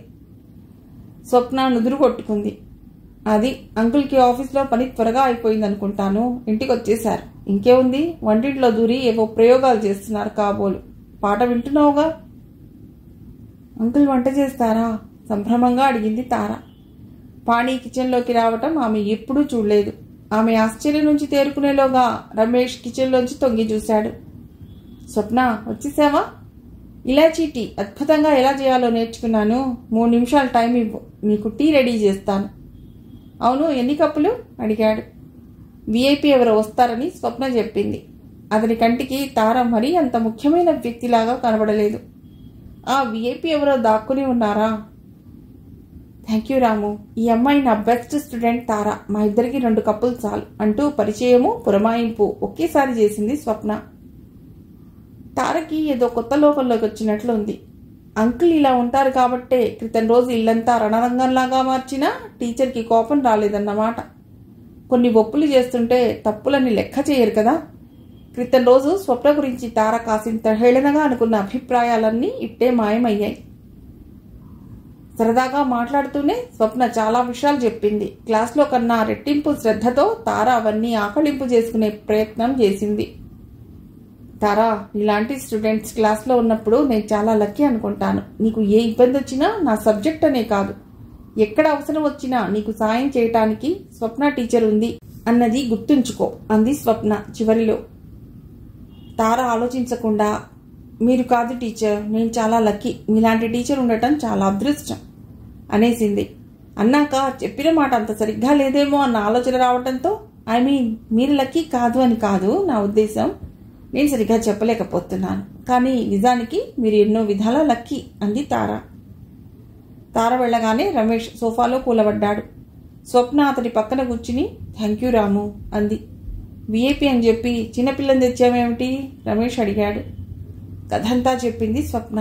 ఈ అమ్మాయి పురుషద్వేషిగా మారి జీవితాన్ని చెడగొట్టుకుంటుందా అన్న భయం కలిగింది. అందుకనే నీ సాయం తీసుకున్నాను. ఓ చిన్నపిల్ల కోసం సాయం అంటే నువ్వు యాక్టింగ్ సరిగ్గా చేయవేమో అన్న అనుమానంతో అబద్ధం చెప్పాను అంది స్వప్న. అబద్ధం సంగతి అర్థమైంది, కానీ నాకు ఇంకో విషయం అర్థం అవ్వలేదు అన్నాడు రమేష్. టాగోర్ ఆ 2 వాక్యాలను పదాలను రాసి 100 ఏళ్లు దాటిపోయాయి కదా, అవి చదివాక తారకి టెస్ట్ రాయకూడదన్నంత వైరాగ్యం కలిగిందా? వైరాగ్యం కాదు, క్రోధం. ఇంకో విధంగా చెప్పాలంటే ఆక్రోశం. భార్య మాటలకి అడ్డు తగిలాడు రమేష్. నా ఈ చిన్న బుర్రకి అర్థం అవ్వాలంటే నువ్వు ఎన్నో విధాలుగా చెప్తే లాభం ఉండదు. ఒక విధంగా చెప్పు, అది కూడా నువ్వు క్లాస్లో పాఠాలు చెప్తున్నట్లు కాకుండా సూటిగా చెప్పు. ఆక్రోశం ఎందుకు? స్వప్న సూటిగా రమేష్ని చూసింది. నీకు సరిగ్గా అర్థం అవ్వకపోవటానికి కారణం నీ చిన్న బుర్ర కాదు బాబు. అసలు లోపం నీ క్రోమోజోమ్ల అమరికలో ఉంది. నీకు ఉన్న XY క్రోమోజోమ్ల వల్ల కొన్ని సంగతులు అర్థం చేసుకునే సామర్థ్యం నీలో ఉండదు. ఆ సామర్థ్యం కావాలంటే మా ఆడవాళ్లలాగా XX క్రోమోజోములు ఉండాలి. రమేష్ నిట్టూర్చినట్లు నటించాడు. ఇది చాలా అన్యాయం స్వప్న. బయాలజీ నాకు కొరుకుడు పడని సబ్జెక్ట్ అని తెలిసి నువ్వు అలా గందరగోళంగా మాట్లాడటం ఏం బాగలేదు. సరే, ఆ అమ్మాయి బ్లాంక్ పేపర్ ఇచ్చింది, ఏమిటిది అని 4 చీవాట్లు వేయక నువ్వు ఇంటికి పిలిచి ఇంత నాటకం ఎందుకు ఆడావు? ఎందుకంటే నేను కూడా ఒకప్పుడు తారలాంటి అమ్మాయిని కాబట్టి, నాకు కూడా తారలాగానే కొన్ని సందర్భాల్లో మగవాళ్ల ప్రవర్తన ఒళ్ళు మండేది కాబట్టి. నీకు అలా ఒళ్ళు మండినప్పుడల్లా నాకు లెక్చర్ ఇస్తావు కదా. ఇప్పటికీ నువ్వు తారలాంటి అమ్మాయివే అన్నాడు రమేష్. మేబీ యూర్ రైట్, కానీ ఒక్క విషయం సరిగ్గా అర్థం చేసుకో. జెండర్ వివక్షత, ఆడవారిని తక్కువగా చూడటం అన్నవి అనుభవించిన వారికి తెలుస్తాయి బాబు. మీకైతే అవన్నీ సిల్లీగా కనిపిస్తాయి. అవి నాకు ఎదురైనప్పుడు నేను దాదాపుగా తారలాగానే స్పందించాను. దాదాపుగా అని ఎందుకంటున్నానంటే, ఆ సమస్యలని మరీ సీరియస్గా తీసుకుంటే బ్యాలెన్స్ తప్పటం చాలా సులువని నేను గ్రహించాను. ఆ సంగతి తారకి ఇంకా తెలియదు, నేనే చెప్పాలి. అందుకనే తార ఆలోచనలు తప్పుగాడిలో పడకూడదనే, తప్పుదారిలో వెళ్ళకూడదనే నీ హెల్ప్ తీసుకున్నాను. తీవ్రంగా స్పందించటానికి, మనకెందుకులే అని నిర్లిప్తతతో మిగిలిపోవటానికి మధ్యన తీయని మధ్య మార్గం కూడా ఉందని తారకి గుర్తు చేయాలంటే చాలా పెద్ద కార్యక్రమం చేయాలి. ఈరోజు జరిగింది ఉపోద్ఘాతం మాత్రమే. స్వప్న అంత విశదంగా వివరించాక రమేష్ కొంతసేపు మాట్లాడలేదు. ఆ తర్వాత మెత్తగా అన్నాడు, నాకు నిన్న నువ్వు ఓ జోక్ లాంటి సంగతి చెప్పావు. చిన్నప్పుడు చందమామలో చదివిన ఓ కథ ఈరోజు నేను నీకు చెప్తాను. ఏ కథ? పరోపకారి పాపన్న కథ లేకపోతే గుండు భీమన్న కథ అడిగింది స్వప్న. రెండూ కాదు, చెప్తా విను. రాజభటులు వెంబడిస్తుంటే ఓ దొంగ తప్పించుకోవటానికి స్వామీజీ వేషం వేశాడు. ప్రజలు దొంగ స్వామికి ఎంతో గౌరవం ఇస్తారు. వేషం వేస్తేనే ఇంత గౌరవం లభించిందే, నిజంగా సాధువుని అయితే ఇంకా బాగుంటుంది కదా అన్న ఆలోచనతో ఆ దొంగ సాధు పుంగవుడిగా మారతాడట. ఆ కథ ఇప్పుడెందుకు చెప్తున్నావు? స్వప్న అడిగింది. నీ బెస్ట్ స్టూడెంట్ వెళుతూ నీతో ఏవని అన్నదో నా చెవిన పడ్డది. మీరు చాలా విధాల లక్కీ టీచర్ అని తార అంటుంటే ఆమె కళ్ళు ఎలా మెరిశాయో తార నా వంక చూసినప్పుడు తెలిసింది. నువ్వు చేసిచ్చిన గులాబ్ జామున్ని ప్లేట్లలో ఉంచి నేను వండినట్టు బిల్డప్ ఇచ్చాను. నువ్వు రాసిచ్చిన ప్రొసీజర్ ప్రకారం ఇలాచీ టీ చేశాను. నేను ఆడిన నాటకానికే ఆ అమ్మాయి ఎంత కాంప్లిమెంట్ ఇస్తే, నిజంగా నీకు సాయం చేస్తే మంచి మొగుడు అన్న టైటిల్ ఇట్టే కొట్టేస్తానని నాకు ఆశగా ఉంది. ఏమంటావు? రమేష్ అన్నాడు. స్వప్న పెదిమలు మనోజ్ఞంగా విచ్చుకున్నాయి. మాటలు చెప్పడానికి కాదు. సరైన సమయంలో స్వప్న జోక్యం చేసుకోవటం వల్ల తార ఆలోచనలు గాడి తప్పలేదు. అప్పటికే పుస్తకాలు చదవటం అలవాటున్న తార స్వప్న సలహా మేరకు ఇప్పుడు కొత్త రకం పుస్తకాలు చదవసాగింది. క్రమంగా ఆమె దృక్పథం మారసాగింది. ప్రశ్నలు సందేహాలు కలిగేవి పుస్తక పఠనం వల్లనే, ఆ సందేహాలు తీరేది పుస్తక పఠనం వల్లనే అని తార గ్రహించింది. అంతకు మునుపు పాణి ఏదన్నా విషయంలో లక్ష్మితో వంకాయలు తరిగి పోపులో పడేసే వ్యవహారం లాంటివి కావివన్నీ. ఈ విషయాలు నీకెలా అర్థమవుతాయి? నేను చెప్పినట్లు చెయ్యి అని అన్నప్పుడు తార పట్టించుకునేది కాదు. కానీ ఇప్పుడు మాత్రం తార చప్పున తల్లికి వివరించే యత్నం చేయసాగింది. మగవాళ్ళకి మాత్రమే అర్థమయ్యే విషయాలనేవి లేనేలేవని ఎలాగైనా తండ్రికి తెలియజెప్పాలి. పురుషాధిక్యత చూపిస్తూ తండ్రి ఏం చేసినా తారకి ఇప్పుడు తండ్రిపైన కోపం రావటం లేదు. ఆయన మీ తండ్రి, నీకు కోపం రావాల్సింది ఆయన భావాలపైన కానీ ఆయన పైన కాదు.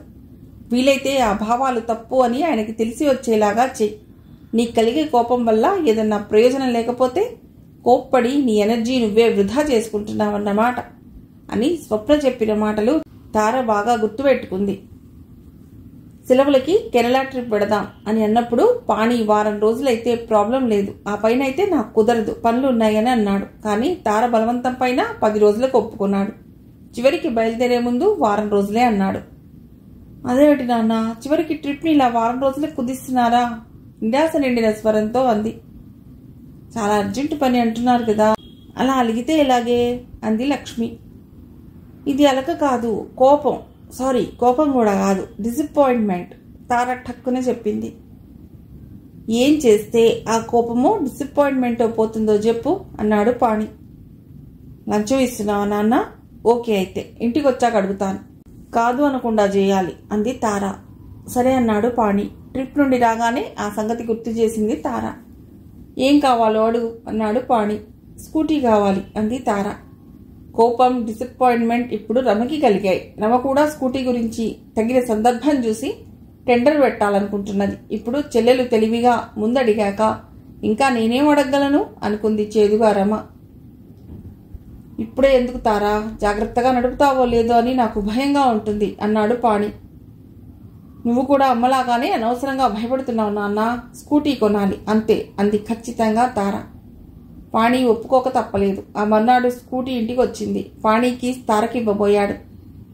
నాకొద్దు, అక్కకి ఇవ్వు నాన్న అంది తార. ఇదేమిటి అక్కకి ఇవ్వాలా అన్నాడు పాణి అయోమయంగా. 16 నిండకుండా లైసెన్స్ ఇవ్వరట నాన్న అంది తార ఆ సంగతి అప్పుడే తెలిసినట్లుగా. అంటే ఇంకో 2 ఏళ్లైనా ఆగాలి నేను. అక్కకైతే ఏజ్ ప్రాబ్లం లేదుగా. రమకి నోటమాట రాలేదు. నింపాదిగా ఆలోచిస్తే ఓ ప్లాన్ ప్రకారమే తార ఇదంతా చేసినట్లు తోచింది. చిన్నప్పటి నుండి తనని టీజ్ చేయడమే లక్ష్యంగా పెట్టుకున్న తార హఠాత్తుగా ఎలా మారిందబ్బా అన్నది ఆశ్చర్యం కలిగిస్తుంది. కానీ దాని గురించి ఆలోచించటం అప్రస్తుతం అనుకుంది రమ.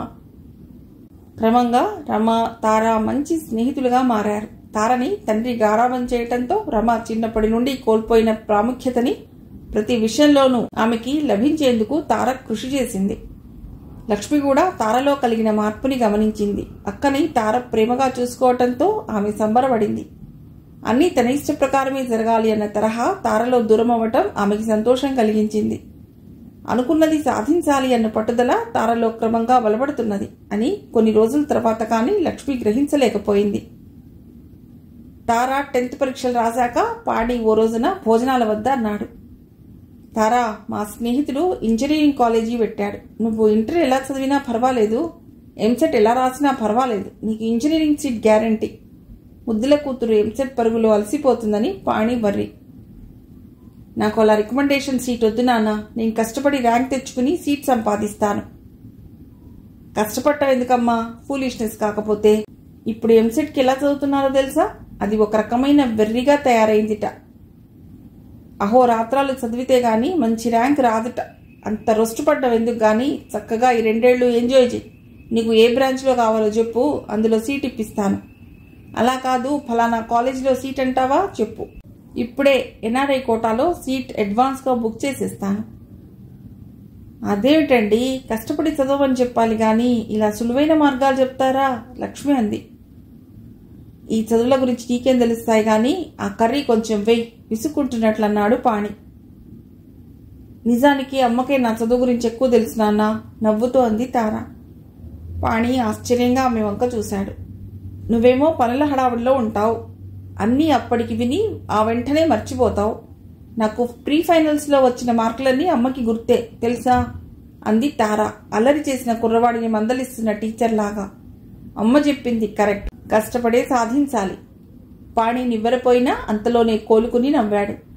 నీ ఇష్టం, ఏదో సాధించాలి అన్న తపనలో నిన్ను నువ్వే టార్చర్ చేసుకోవటం ఎందుకని అన్నాను. నీకో సంగతి చెప్పనా, నా స్నేహితుడి కొడుక్కి ఎంసెట్లో ర్యాంక్ రాలేదు. ఎన్ఆర్ఐ కోటాలో సీట్ సంపాదించి ఇంజనీరింగ్ చదివాడు. ఇప్పుడు అమెరికాలో ఎంచక్కా సెటిల్ అయ్యాడు.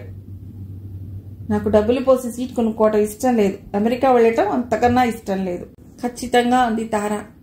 పిల్లలిద్దరూ ఎంచక్కా అమెరికాలో వైభోగంగా సెటిల్ అవ్వాలని పాణికి ఒక కలలాంటి ఆశ ఉంది. అందుకనే ఈసారి నోరు విప్పటానికి పాణి కొంత సమయం తీసుకున్నాడు. అయితే సివిల్ ఇంజనీరింగ్ చేయి, నాకు సాయంగా ఉండవచ్చు. ఎలా చెప్పాలా అని కొన్ని క్షణాలు ఆలోచించింది. అతి కష్టసాధ్యమైనది గోల్గా ఉంచుకున్నప్పుడు మనసులో దాచుకోకు, నీకు దగ్గరి వారి ముందు బయటపెట్టు. ఎలాగైనా చెయ్యాలి అన్న సంకల్పం అప్పుడు ఇంకా బలపడుతుంది అని స్వప్న చెప్పిన మాటలు గుర్తు చేసుకుంది. నాన్న, యూనివర్సిటీ క్యాంపస్లో సీట్ సంపాదించాలి అన్నది నా ఎయిమ్. అమ్మ అయితే కంప్యూటర్ ఇంజనీరింగ్ కానీ ఎలక్ట్రానిక్స్ కానీ చేయమని అంటున్నది. పాణి కూతురు వంగ చూస్తూ ఉండిపోయాడు. అలాంటి సలహా తానెప్పుడు ఇవ్వకపోవటంతో లక్ష్మి కూడా తారవంకే చూస్తూ ఉండిపోయింది. అంటే ఎంసెట్లో 200లోగా ర్యాంక్ తెచ్చుకోవాలి, అది నా టార్గెట్ అంది తార దృఢంగా.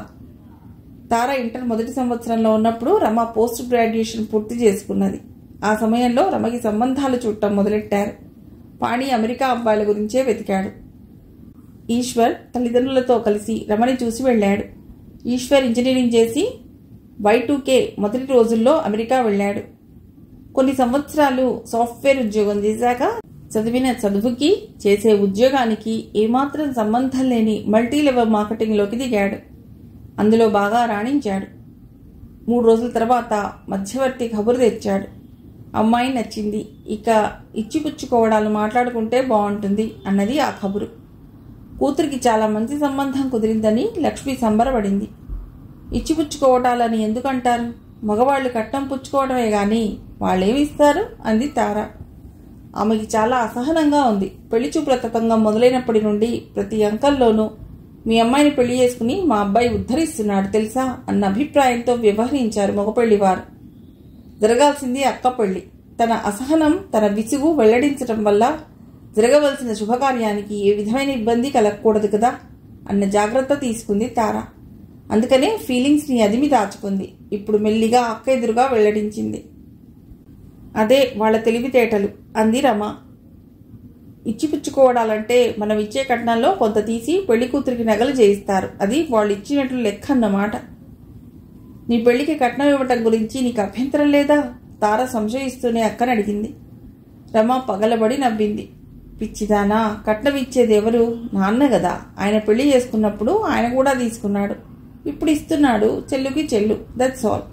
మధ్యలో నాకెందుకు అభ్యంతరం? ఆ చిత్రమైన లాజిక్కి తార సమాధానం ఇవ్వలేకపోయింది. కొంచెంసేపు ఆలోచించి అంది. ఈశ్వర్ గారు, అదే కాబోయే బావగారు అమెరికాలో ఉంటారు కదా, ఆయన కూడా ఇంకా పాత పద్ధతులను అనుసరిస్తూ కట్నాలు లాంఛనాలు అనటం కూడా నీకు తప్పు అనిపించడం లేదా? రమ దగ్గర జవాబు తయారుగా ఉన్నట్లుంది. చప్పున అంది. అమెరికాలో ఇప్పుడు ఉగాది రోజున వేప పువ్వు వెతికి మరీ ఉగాది పచ్చడి చేసుకుంటున్నారట. మన సంస్కృతిని, మన కల్చరల్ రూట్స్ని వదులుకోకూడదు అన్న ఆలోచన అక్కడి వారికి బలంగా కలుగుతున్నదిట. కట్నాలు కూడా మన సంస్కృతిలో భాగమేగా కాదా? తారకి కోపం ఉంచుకొచ్చింది. ఈ లెక్కన వరకట్న వేధింపులు, కోరినవి పుట్టింటి నుండి తీసుకురాలేదని కిరసనాయిలు పోసి కాల్చడాలు కూడా మన సంస్కృతిలో భాగమే అనేటట్లున్నావు అంది అక్కసుగా. రమ లేచి తార పక్కన కూర్చుంది. తార భుజాన్ని సుతారంగా దట్టి, నీ ఆలోచనలలో ఎక్కడో తప్పు ఉంది తారా. అమెరికా వెళ్లిన మహానుభావులు కూడా భార్యల్ని సతాయిస్తూనే ఉన్నారని వార్తలు చదువుతూనే ఉన్నావు కదా. ఆ దృష్టిలో చూస్తే అవి కూడా మన సంస్కృతిలో భాగమే అని వాళ్ళందరూ పొరబడుతున్నారని, నమ్ముతున్నారని అర్థమవుతున్నది కదా. నువ్వు నేను ఏమనుకున్నావన్నది కాదు ముఖ్యం. మెజారిటీ ప్రజలు ఏమనుకుంటున్నారో, ఎలా చేస్తున్నారో అది ముఖ్యం. తార ఉలిక్కి పడింది. రమ ఏం పట్టనట్లు మాట్లాడుతున్నా నిజానికి అసలు సమస్యని బాగా అవగతం చేసుకున్నది అన్నమాట. అన్నీ తెలిసి మరి నువ్వెందుకు ప్రొటెస్ట్ చేయవు? రమ బోలుగా నవ్వింది. చాలా కారణాలుంటాయి. మొదటిది నా కోపిక లేదు. నా కోపిక లేకపోవడం వల్ల యావత్తు స్త్రీ జాతి కన్నా నేనే ఎక్కువగా నష్టపోతానని నా అభిప్రాయం. లాభమో నష్టమో నాకే కాబట్టి నా ఇష్ట ప్రకారం నడుచుకుంటే ఎవరికి మాత్రం ఎందుకు అభ్యంతరం ఉండాలి? నా నష్టం నా ఇష్టం అన్న పాలసీ అన్నమాట. రెండవది, నేను ప్రొటెస్ట్ చేసిన పరిస్థితిలో ఏమాత్రం మార్పు రాదని నా దృఢ నమ్మకం. చెప్పానుగా, మెజారిటీ రూల్. మూడోది, అమ్మగాని నాన్నగాని నా నుండి ఆశించిన దానికి భిన్నంగా నడుచుకుని వారిని నొప్పించే ధైర్యం నాకు లేదు. నాలుగవది. తార ఇక చాలు అన్నట్లు అడ్డు తగిలింది. థ్యాంక్ యూ అక్క. థ్యాంక్స్ ఎందుకు? రమ అయోమయంగా అడిగింది. తార జవాబు ఇవ్వలేదు. అయినా ఇలా మాట్లాడుతున్నందుకు నా మీద నీకు పీకల దాకా కోపం వస్తుందని నేను భయపడుతుంటే థ్యాంక్స్ చెప్పావేమిటి? తార చిన్నగా నవ్వింది. కోపం వస్తుందని తెలిసి నువ్వు అవన్నీ చెప్పావంటే అవన్నీ నేను తెలుసుకోవలసినవి అని నువ్వు ఇప్పుడు చెప్పావని అనుకుంటున్నాను. అందుకే థ్యాంక్స్. నువ్వు థ్యాంక్స్ ఎందుకు చెప్పావో సరిగ్గా అర్థం అవ్వలేదు, కానీ ఈ మధ్య నువ్వు బాగా మారిపోయావు తారా అంది రమ చెల్లెలి మొహంలోకి లోతుగా చూస్తూ. మార్పు మన సంస్కృతిలో భాగమని నేను నమ్ముతున్నానక్క అంది అమాయకంగా తార. రమ నవ్వింది. అంతలోనే కంగారు నటిస్తూ, అంటే మళ్ళీ మళ్ళీ ఇంకా ఇంకా మారుతూనే ఉంటావా? అలా నువ్వు క్రమంగా మారుతూ ఏవేవో రూపాలు దాలుస్తూ చివరికి నాలాగా అయితే మాత్రం అస్సలు బాగుండదు. జాగ్రత్త, హెచ్చరిస్తున్నట్లు అంది. నీకున్న నెమ్మదితనం నాకు లేదు కదా అక్క, అది అలవర్చుకుంటే మంచిదేమో కదా అనుకుంది తార. పైకి ఆ మాటలు చెప్పలేదు, ఎందుకంటే రమకి ఉన్న ఆ లక్షణాన్ని చేతగారితనంగా భావిస్తూ తార చాలాసార్లు అవహేళన చేసింది అది వరకు. ఆ రాత్రి పడుకునే ముందు అక్కతో జరిపిన సంభాషణని పునశ్చరణ చేసుకుంది. ముఖ్యంగా తానెందుకు ప్రొటెస్ట్ చేయదో వివరిస్తూ రమ చెప్పిన 3 కారణాలని ఇంకోసారి గుర్తు చేసుకుంది. మొదటిది ఓపిక. ప్రొటెస్ట్ చేయాలంటే ఓపిక కావాలని అన్యాపదేశంగా చెప్పింది అక్క. అంటే అది నేర్చుకోవాలి.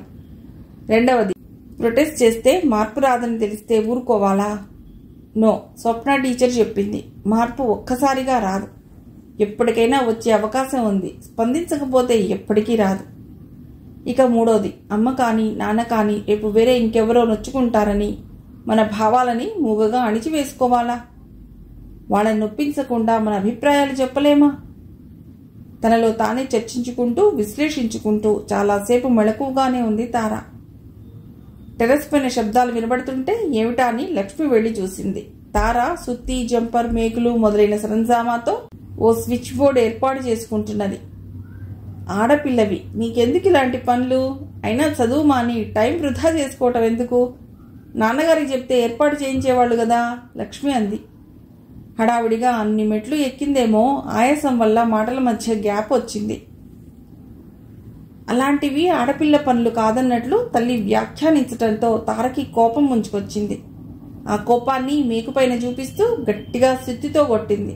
అంతవరకు సరిగ్గా దిగకుండా మొరాయిస్తున్న మేకు ఆ దెబ్బకి ఠంగున గోడలోకి దిగింది. థ్యాంక్ యూ అమ్మా అంది తార. తల్లి మాటల్లో రెండో భాగం గుర్తు చేసుకుంది. ఇప్పుడు ఏర్పాటు చేయించడానికి కూడా మనం మగవాళ్లపైన ఆధారపడాలా అనుకుంటూ ఇంకో మేకును కొట్టేసరికి అది సులువుగా దిగింది. థ్యాంక్ యూ అమ్మా అంది ఇంకోసారి తార.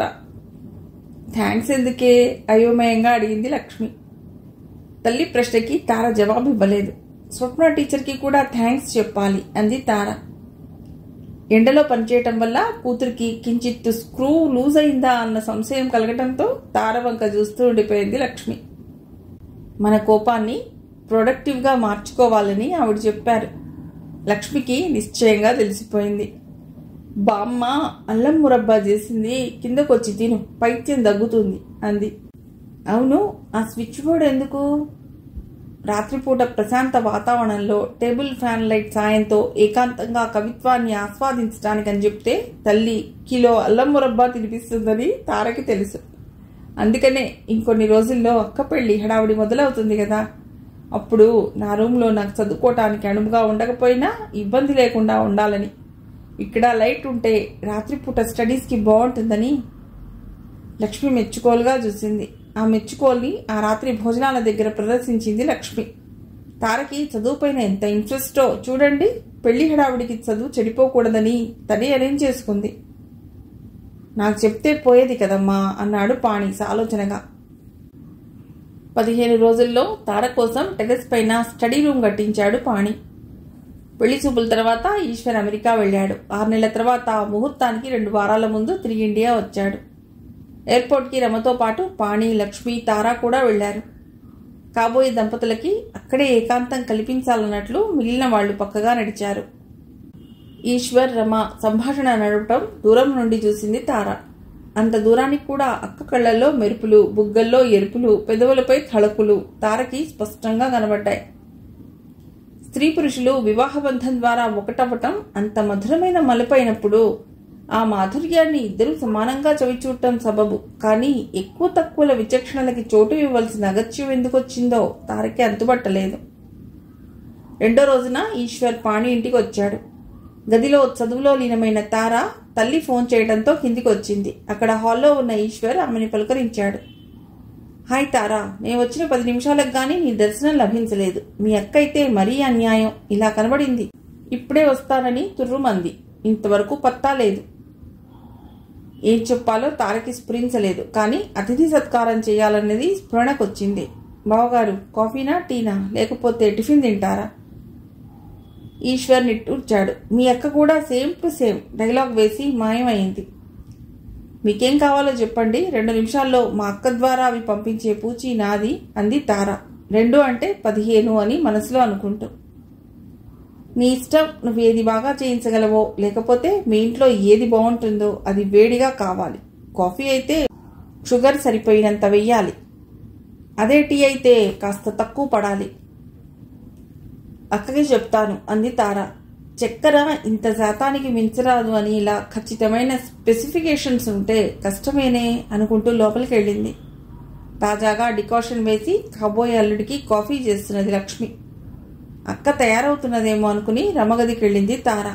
తారని చూడగానే రమ, అమ్మయ్య ఇప్పటికైనా వచ్చావు, నానా తంటాలు పడుతున్నాను అనుకో. ఏ డ్రెస్ వేసుకోమంటావు? నా చెవికి ఈ టాప్స్ బాగానే ఉన్నాయా, మార్చనా? లిప్స్టిక్ వాడాలా వద్దా? జుట్టు ఇలా వదిలేనా లేకపోతే ఈ హెయిర్ బ్యాండ్ వాడనా అంటూ మొదలెట్టింది. అక్క ఉన్న స్థితి చూసి తను ఎస్టిమేషన్ వేసిన 15 నిమిషాలు కూడా చాలవు అనుకుంది తార. అక్కడ బావగారు విరహవేదంతో నీరసించిపోతుంటే మరీ ఇన్ని సందేహాలైతే చాలా ఇబ్బందే అక్క. అమ్మ కాఫీ రెడీ చేస్తున్నది, ఆయన గారికేమో కాఫీ వేడిగా తాజాగా కావాలి. ఎలా? ప్లీజ్ అర్థం చేసుకో. ఫోన్ కూడా చేయకుండా సర్ప్రైజ్ చేస్తే ఎలా? నేను ప్రాపర్గా తయారవ్వాలా? ఆ కాఫీ ఏదో నువ్వే ఇచ్చి ఆయన్ని మాటలో పెట్టు, నేను వచ్చేస్తాను ప్రాధేయపూర్వకంగా అంది రమ. కావలసిన అలంకరణలేమిటో తార నిమిషంలో సూచించి కిచెన్లోకి వెళ్లి కాఫీ తీసుకుని ఈశ్వర్కి ఇచ్చింది. నీ ఎయిమ్ ఏమిటి? కాఫీ తాగుతూ అడిగాడు ఈశ్వర్. ఇప్పటికైతే ఎంసెట్లో మంచి ర్యాంక్ సంపాదించడం. తప్పకుండా సాధిస్తాను అన్న ఆత్మవిశ్వాసం తార మాటల్లో ధ్వనించింది. ఈశ్వర్ అదోలా నవ్వాడు. అయినా ఆడపిల్లలకి పెద్ద సమస్య లేదు కదా, 30% రిజర్వేషన్ ఉందిగా, కూల్గా చదవచ్చు. అదే అబ్బాయిలైతే చాలా హార్డ్ వర్క్ చేయాలి. తార కింద పెదవి పంటి కింద నలిగింది. మరదలి గారికి కోపం వచ్చినట్లుందే, ఈశ్వర్ అన్నాడు. కోపం మాత్రమే కాదు, ఇంజనీరింగ్ చదివిన మీలాంటి వాళ్లు కూడా అర్థం చేసుకోరా అన్న నిస్పృహ కూడా ఉంది. తార శాంతంగా అంది. ఇందులో అర్థం చేసుకోవటానికి ఏముంది? బాయ్స్కి లేని సదుపాయం మీకుంది. ఒక పక్క సమానత్వం అంటూ నినాదాలు చేయటం, ఇలా బస్సు సీట్ల నుండి ఎంసెట్ సీట్ల వరకు రిజర్వేషన్లు కొట్టేయటం. ఈశ్వర్ హేళన చేస్తున్నాడని అతడి స్వరంలో వచ్చిన మార్పు వల్ల తెలిసిపోతున్నది.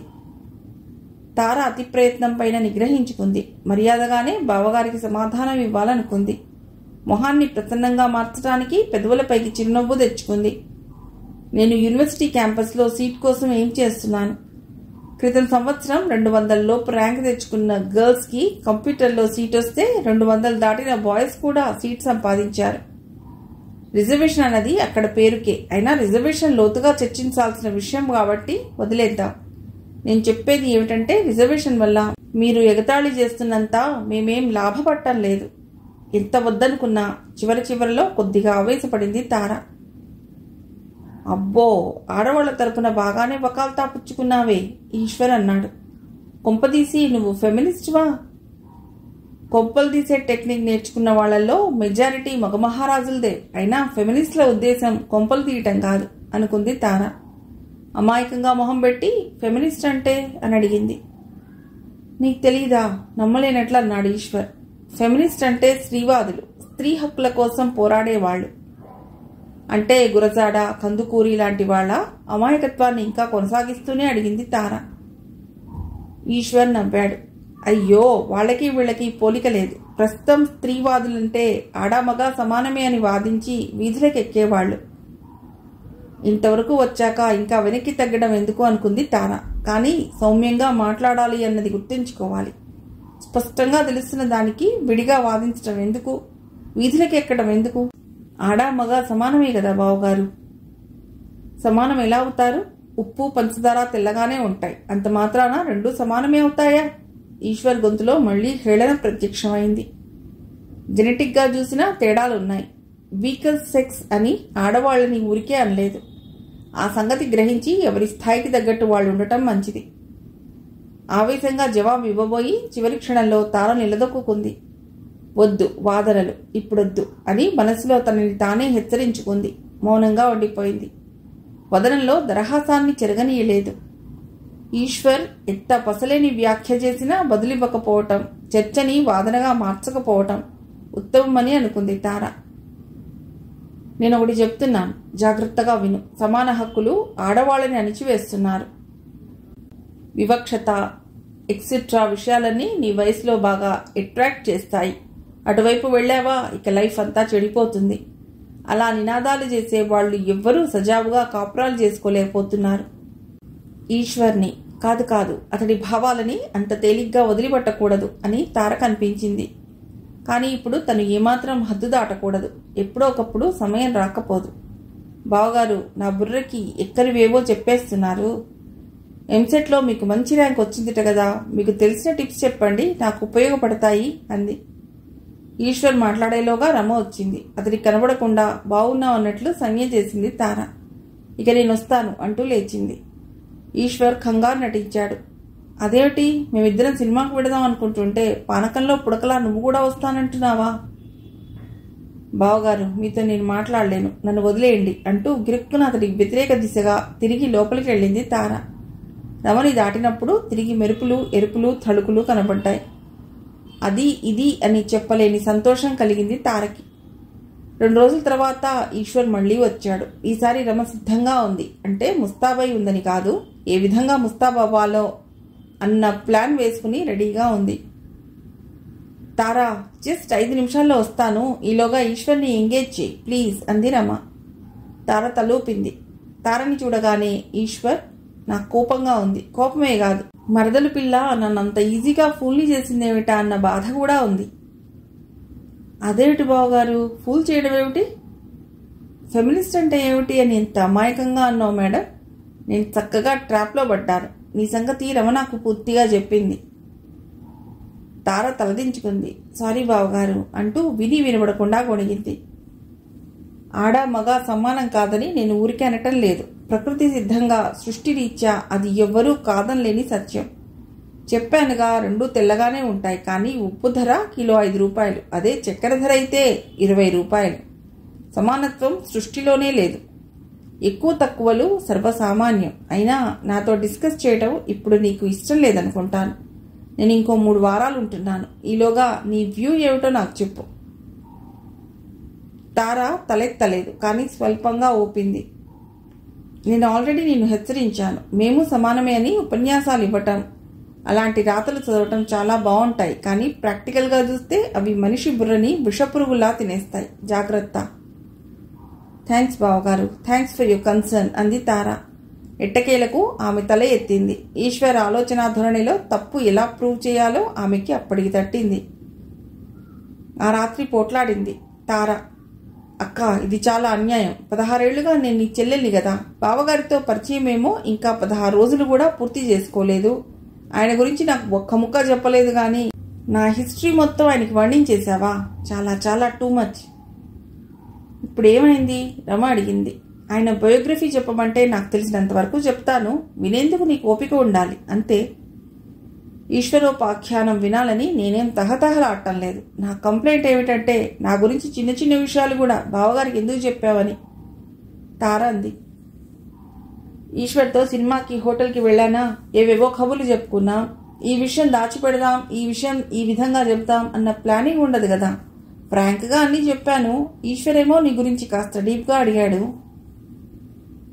అయితే బావగారి గురించి డీప్గా అడగకపోవడం నా తప్పేనని అంటావా? అయితే అడుగుతాను. తార ఏమేమి అడగాల అన్నట్లు బుర్రగోక్కుంది. అయితే నువ్వు ఫెమినిజం గురించి ఏమీ తెలియని దానిలాగా బిల్డప్ ఇచ్చావని నాకేం తెలుసు? మా తార చాలా ఇంటెలిజెంట్, జనరల్ బుక్స్ చాలా చదువుతుంది. ఈ మధ్య ఫెమినిజం గురించి బాగా ఇంట్రెస్ట్గా పుస్తకాలు చదువుతుంది అని చెప్పాను. నా తప్పు లేదు కదా. సో బావగారికి నా నిజస్వరూపం పూర్తిగా తెలిసిపోయిందన్నమాట. ఏం చేస్తాం, ఇక ఆయన దగ్గర ఫెమినిస్ట్ లాగానే బిహేవ్ చేస్తాను. రమ నవ్వింది. కానీ ఓ స్టాట్యుటరీ వార్నింగ్. ఈశ్వర్కి కొన్ని స్ట్రాంగ్ ఒపీనియన్స్ ఉన్నాయి. ఓ పట్టాన వాటిని మార్చుకోవట. మరి నువ్వు అలా కాదుగా. తప్పు. నాకు ఒకే ఒక్క స్ట్రాంగ్ ఒపీనియన్ ఉంది. రమ అంది. నీకు స్ట్రాంగ్ స్ట్రాంగ్ స్ట్రాంగ్ స్ట్రాంగ్ ఒపీనియనా? నేను నమ్మను. ఏమిటది? తార ఆశ్చర్యంగా ఆ ప్రశ్న అడిగిన విధానంలో ధ్వనించింది. నాకు ఉన్న ఒకే ఒక్క స్ట్రాంగ్ ఒపీనియన్ ఏమిటంటే స్ట్రాంగ్ ఒపీనియన్స్ ఉండకూడదు అని రమ అల్లరిగా నవ్వుతూ చెప్పింది. తార పక్కపక్క నవ్వింది. అక్క ఎంత బాగా చెప్పింది. ఓ అభిప్రాయం తప్పు అని రుజువైన మరుక్షణం ఆ అభిప్రాయానికి గుడ్ బై చెప్పాలి. కానీ చాలామంది ఏం చేస్తారంటే ఆ అభిప్రాయాన్ని పట్టుకుని వేళ్లాడుతూ తప్పు అన్న వాదనలోనే ఏదన్నా తప్పు ఉందా అని వెతికే వృధా ప్రయత్నం చేస్తారు. అక్క వంక మురిపంగా చూస్తూ, మరి బావగారికి ఆ సంగతి చెప్పావా అంది తార. చెప్పాను. అంత మొండిగా వ్యవహరించడం నాకు అస్సలు ఇష్టం లేదని చెప్పాను. ఆయన ఏమన్నారు? ఓకే, నో ప్రాబ్లం అన్నాడు. నిజంగానా? తార ఆశ్చర్యానికి అంతే లేకుండా పోయింది. ఓకే, నో ప్రాబ్లం అన్నాక బాయ్ చెప్పి సెల్ ఆఫ్ చేశాడు. రమ కొనసాగించింది. అదేమిటి? తార అయోమయంగా నుదురు చిట్లించింది. రమ వివరించింది. ఈశ్వర్, రమ హోటల్లో ఉన్నారప్పుడు. మెనూ కార్డ్ రమకిచ్చి ఆర్డర్ చెప్పు అన్నాడు ఈశ్వర్. సరే, మసాలా దోశ చెప్పనా అంది రమ. ఈశ్వర్ ఆమె చేతిలో నుండి మెనూ లాక్కున్నాడు. మెనూ కార్డ్ ఇచ్చింది. నీ బుర్రకి తోచిన మొదటి ఐటెం చెప్పమని కాదు, మెనూలో ఏమేమున్నాయో చూడమని. మెనూ చదువుతూ కామెంట్ చేయసాగాడు ఈశ్వర్. ఇడ్లీ. చిన్నప్పటి నుండి నేను దాన్ని డెడ్లీ అని పిలిచేవాడిని. అస్సలు ఇష్టం లేదు. వడ. వాళ్ళు తింటున్న వడ సైజ్ చూడు ఎంతలా ఉందో. లోపల ఉడక్కపోయే ప్రమాదం డెఫినెట్గా ఉంది. Puri. Too much oil. Mysore bajji. Is is time to eat bajji. ఇలా అన్నింటినీ పరామర్శించాక వెయిటర్ని పిలిచి 2 మసాలా దోశ అని ఆర్డర్ ఇచ్చాడు. రమ నోరు విప్పేలోగా సినిమా చూస్తున్నంతసేపు నేను స్మోక్ చేస్తానా విస్కీ తాగుతానా అని ఇండైరెక్ట్గా కుపీ తీసే ప్రయత్నం చేశావు. దాని బదులు నీ టేస్ట్లు ఏమిటి, ఎలాంటి భోజనం ఇష్టపడతావు అని అడిగి తెలుసుకుంటే బాగుండేది ఆరోపిస్తున్నట్లు అన్నాడు ఈశ్వర్. తేరుకోవటానికి రమకి కాస్త టైం పట్టింది. నావి స్ట్రాంగ్ అండ్ ఫిక్స్డ్ ఒపీనియన్స్. పెళ్లి చేసుకున్నాక నన్నేదో రీఫార్మ్ చేయవచ్చు అని భ్రమపడకు. ఆ తర్వాత మాత్రం అతడు సరదాగా మాట్లాడాడు. కాలేజీ రోజుల్లో ఎలా ఎంజాయ్ చేశాడో, లెక్చరర్ని ఎలా ఏడిపించాడో చెప్పాడు. రమ కాలేజీ జీవితం గురించి అడిగాడు. రమ స్నేహితురాలికి అప్పటికే పెళ్ళయింది. ఆమె కాబోయే భర్త మాట్లాడిన మొదటి 10 నిమిషాల్లోనే నీకు బాయ్ ఫ్రెండ్ ఉన్నాడా అని అడిగాడట. ఈశ్వర్ అటువంటి ప్రసక్తి తీసుకురాకపోవడం రమకి నచ్చింది. ఈలోగా ఈశ్వర్కి ఫోన్ వచ్చింది. అతడు మాట్లాడుతుంటే రమ పెదవులు కదలకుండా ఆమె పెదవులకి అతి దగ్గరగా చెవి ఉంచినా వినపడనంత మెల్లెగా, ఈశ్వర్ బాబు, మరి నువ్వు చెప్పుకున్నంత మొండితనం ఉంటే నాకు అస్సలు ఇష్టం లేదు. కానీ ఇప్పుడే కదా తెలిసింది. ఏం చేస్తాను, పెళ్ళి అయ్యాక ఏదో మార్గం దొరక్కపోదు. నువ్వు రిఫార్మ్ అవ్వకపోవు. స్ట్రాంగ్ ఒపీనియన్స్ ఉండటం మంచిది కాదు అని గ్రహిస్తావు చూడు అని అంది. సరిగ్గా అప్పుడే సెల్లో సంభాషణ ముగిస్తూ ఈశ్వర్ ఓకే నో ప్రాబ్లం అన్నాడు. అది జరిగిన కథ అంది రమ. మొండితనం పైన నా అభిప్రాయాన్ని అతడి ఎదురుగా అలా చెప్పారన్నమాట. నువ్వు ఎందుకు అలా చెప్పావో నాకు అర్థమైందక్క. నేను ఓ సంగతి అడుగుతాను, నిజం చెప్పు. నీకు ప్రొటెస్ట్ చేసే ఓపిక లేదంటావు, కానీ నీకు మిగతా అన్ని విషయాల్లో చాలా ఓర్మి ఉంది. నీ నష్టం నీ ఇష్టం అని ఓ థియరీ కూడా చెప్పావు. కానీ చాలాసార్లు నీ నష్టం మా అందరి నష్టం కూడా అవుతుంది. అమ్మకి నాన్నకి మన దగ్గరి వారికి ఇబ్బంది కలగకూడదు అన్నది కరెక్టే. కానీ జీవితం అంతా ఆ సూత్రం ప్రకారమే నడుచుకుంటూ మనకి మనమే ఇబ్బంది కలిగించుకోవటం మంచిదా? ఏమో, నేనేదో చెప్పాలనుకుని చివరికి ఇలా అంటున్నాను. నేను చెప్పాలనుకున్నది సరిగ్గా చెప్పానా? ఏమో, నాకు అర్థం కావటం లేదు. నీకైనా అర్థమైందా అంది తార. నాకు అర్థమైందని నేను గొప్పలు చెప్పటం లేదు, కానీ కొన్నిసార్లు అర్థం చేసుకోవటం అంత ముఖ్యం కాదు రమ అంది. నిజమేనేమో అనుకుంది తార. ఏదో అలా బతికేయటం కాదు, జీవితార్థాన్ని అవ్వతం చేసుకుని మాత్రమే జీవనాన్ని కొనసాగించాలి అన్న కఠిన నిబంధన పెడితే జనాభాలో ఎంతమందికి పాస్ మార్కులు వస్తాయి? రమ పెళ్లి ఘనంగా అయింది. ఉయ్యాల వారు అడిగిన వాటికంటే ఎక్కువగానే మర్యాదలు పెట్టుపోతలు నిర్వహించాడు పాణి. పెళ్ళవగానే రమ ఈశ్వర్ హనీమూన్కి ఊటీకి వెళ్లారు. వారం తర్వాత వాళ్ళు హనీమూన్ నుండి తిరిగి వచ్చారు. ఇంకో 2 రోజుల్లో అమెరికా ప్రయాణం. ఆ రోజు బ్రేక్ఫాస్ట్ పెసరట్ ఉప్మా. ఈనాటి పెసరట్ ఉప్మాలో హైలైట్ ఏమిటో తెలుసా? అల్లం chutney specially made by a formula developed by Tara అని ప్రకటించింది తారా. నీకు వంటిల్లంటే ఎలర్జీ లేదా తారా? ఆశ్చర్యాన్ని ప్రకటిస్తూ అడిగాడు ఈశ్వర్. చాలా మంది ఫెమినిస్టులకి వంట అంటే పడదుట. తార నవ్వింది. నేను ఫెమినిస్ట్ బుక్స్ చదువుతాను అంతే, కానీ మీరనుకునే ఫెమినిస్ట్ని కాను. అదెలా సాధ్యం? ఈశ్వర్ అడిగాడు. ఇంట్రెస్ట్ ఉండబట్టే కదా చదువుతున్నావు. ఇంజనీరింగ్ చదివినంత మాత్రాన ఇంజనీర్ అవ్వాలని రూల్ లేదు కదా బావగారు. ఈశ్వర్ ఇంజనీరింగ్కి సంబంధం లేని వ్యాపారం చేయటాన్ని ఇండైరెక్ట్గా ఎత్తిపొడుస్తోంది తార. ఈశ్వర్ కంగు తిన్నాడు. ఘుమఘుమలాడుతున్న పెసరట్ ప్లేటు తార తెస్తుంటే రుచి ఎలా ఉందో తెలియదు గాని వాసన అదిరింది తారా అన్నాడు ఈశ్వర్. తిన్నాక ఫైనల్ రివ్యూ ఇవ్వండి. అమ్మని బామ్మని కిచెన్ వంక రావద్దని చెప్పి అన్నీ నేనే చేశాను. మీరు అమెరికా వెళ్ళి 6 నెలలు గడిచినా 2 ఏళ్లు గడిచినా ఈనాటి బ్రేక్ఫాస్ట్ బాగా గుర్తుండిపోతుంది. ఈ పెసరట్ ప్లేట్ అక్కకి, ఇది మీకు బావగారు అంది తార. అంత ప్రత్యేకంగా చెప్తున్నావు, రెండింటికి తేడా ఉందా? ఈశ్వర్ అడిగాడు. ఉంది. అక్కకి సాదా పెసరట్, మీకు స్పెషల్. ఏమిటో ఆ స్పెషాలిటీ? తెల్లగా ఉన్న ఉప్పు ఎప్పటికీ పంచదార కాలేదని, ఉప్పు కన్నా పంచదారే సుపీరియర్ అని మీరు చెప్పారు కదా. మీకు పంచదారే మక్కువ అనుకుని మీకు ఇస్తున్న పెసరట్లో గాని ఉప్మాలో గాని చట్నీలో గాని ఉప్పు వేయకుండా చక్కెర వేశాను. రుచి చూడండి తార సీరియస్గా అంది. పెసరట్ తాకబోతున్న ఈశ్వర్ చెయ్యి తుళ్ళిపడింది. ఏయ్, వాట్ ఈస్ దిస్? ఈశ్వర్ మొహం ఎర్రబడింది. టేబుల్కి దూరంగా జరిగాడు. ఆవేశం ఎందుకు బావగారు? కాస్త ఆలోచించండి. పంచదార ఖరీదు ఎక్కువైనా ఉప్పుని అది రీప్లేస్ చేయలేదు. మనకి చక్కెర కావాలి, ఉప్పు కావాలి. ఆ రెండిటిలో ఏది ఎక్కువ రుచి, ఏది తక్కువ రుచి అన్న ప్రశ్న రాకూడదు. చక్కటి భోజనానికి రెండూ అవసరమే. అలాగే ఆడా మగ ఇద్దరికీ తేడా లేవని నేను అనటం లేదు. మీరన్నట్టు భౌతికంగా స్త్రీ బలహీనరాలు అయి ఉండవచ్చు, ఇంకా చాలా చాలా డిఫరెన్సెస్ ఉండవచ్చు. కానీ ఆ తేడాల వల్ల ఒకరు ఎక్కువ ఇంకొకరు తక్కువ అని భావించడం తప్పు, వివక్షత చూపించడం ఘోరం. ఏమంటారు? తినండి, నేను చెప్తున్నది మీకు సరిగ్గా అర్థమవుతుంది. తార నవ్వుతూనే చెప్పింది. ఈశ్వర్ వేడి పెసరట్ వంక చూస్తూ ఉండిపోయాడు. రమ పెసరట్ ముక్క తుంచి చట్నీలో ముంచి రుచి చూసింది. ఆహా, ఓహో తారా, అద్భుతంగా ఉంది. ఈశ్వర్ తినటం మొదలెట్టు, మళ్ళీ మనకి అక్కడ ఈ క్వాలిటీ దొరకదు. తిను బాబు. ఎలా తినను? ఉప్పులేని తియ్యని పెసరట్ని ఎలా తినమంటావు? ఈశ్వర్ గొంతులో ధ్వనించింది అసహాయతో కోపమో చెప్పటం కష్టం. ఎలా తినటం ఏముంది? ఇలా అంటూ అతడి ప్లేట్లోని పెసరట్ని ముక్క చేసి అతడి నోటికి అందించింది రమ. అప్రయత్నంగా రుచి చూసిన ఈశ్వర్ ఆశ్చర్యంగా, ఇది తీయగా లేదు, పైగా ఉప్పుందే అన్నాడు. ఉప్పే కాదు, అల్లం, పచ్చిమిర్చి, ఉల్లిపాయ ముక్కలు కూడా ఉన్నాయి. పంచదార మాత్రం లేదు. ఎంజాయ్ చేస్తూ తినండి అంటూ తార మాయమైంది. నేను టీస్ చేయటానికి అలా చెప్పింది కానీ కొత్త అల్లుడికి ఉప్పు లేకుండా సర్వ్ చేయటం మర్యాద కాదుగా అంది రమ అనునయంగా.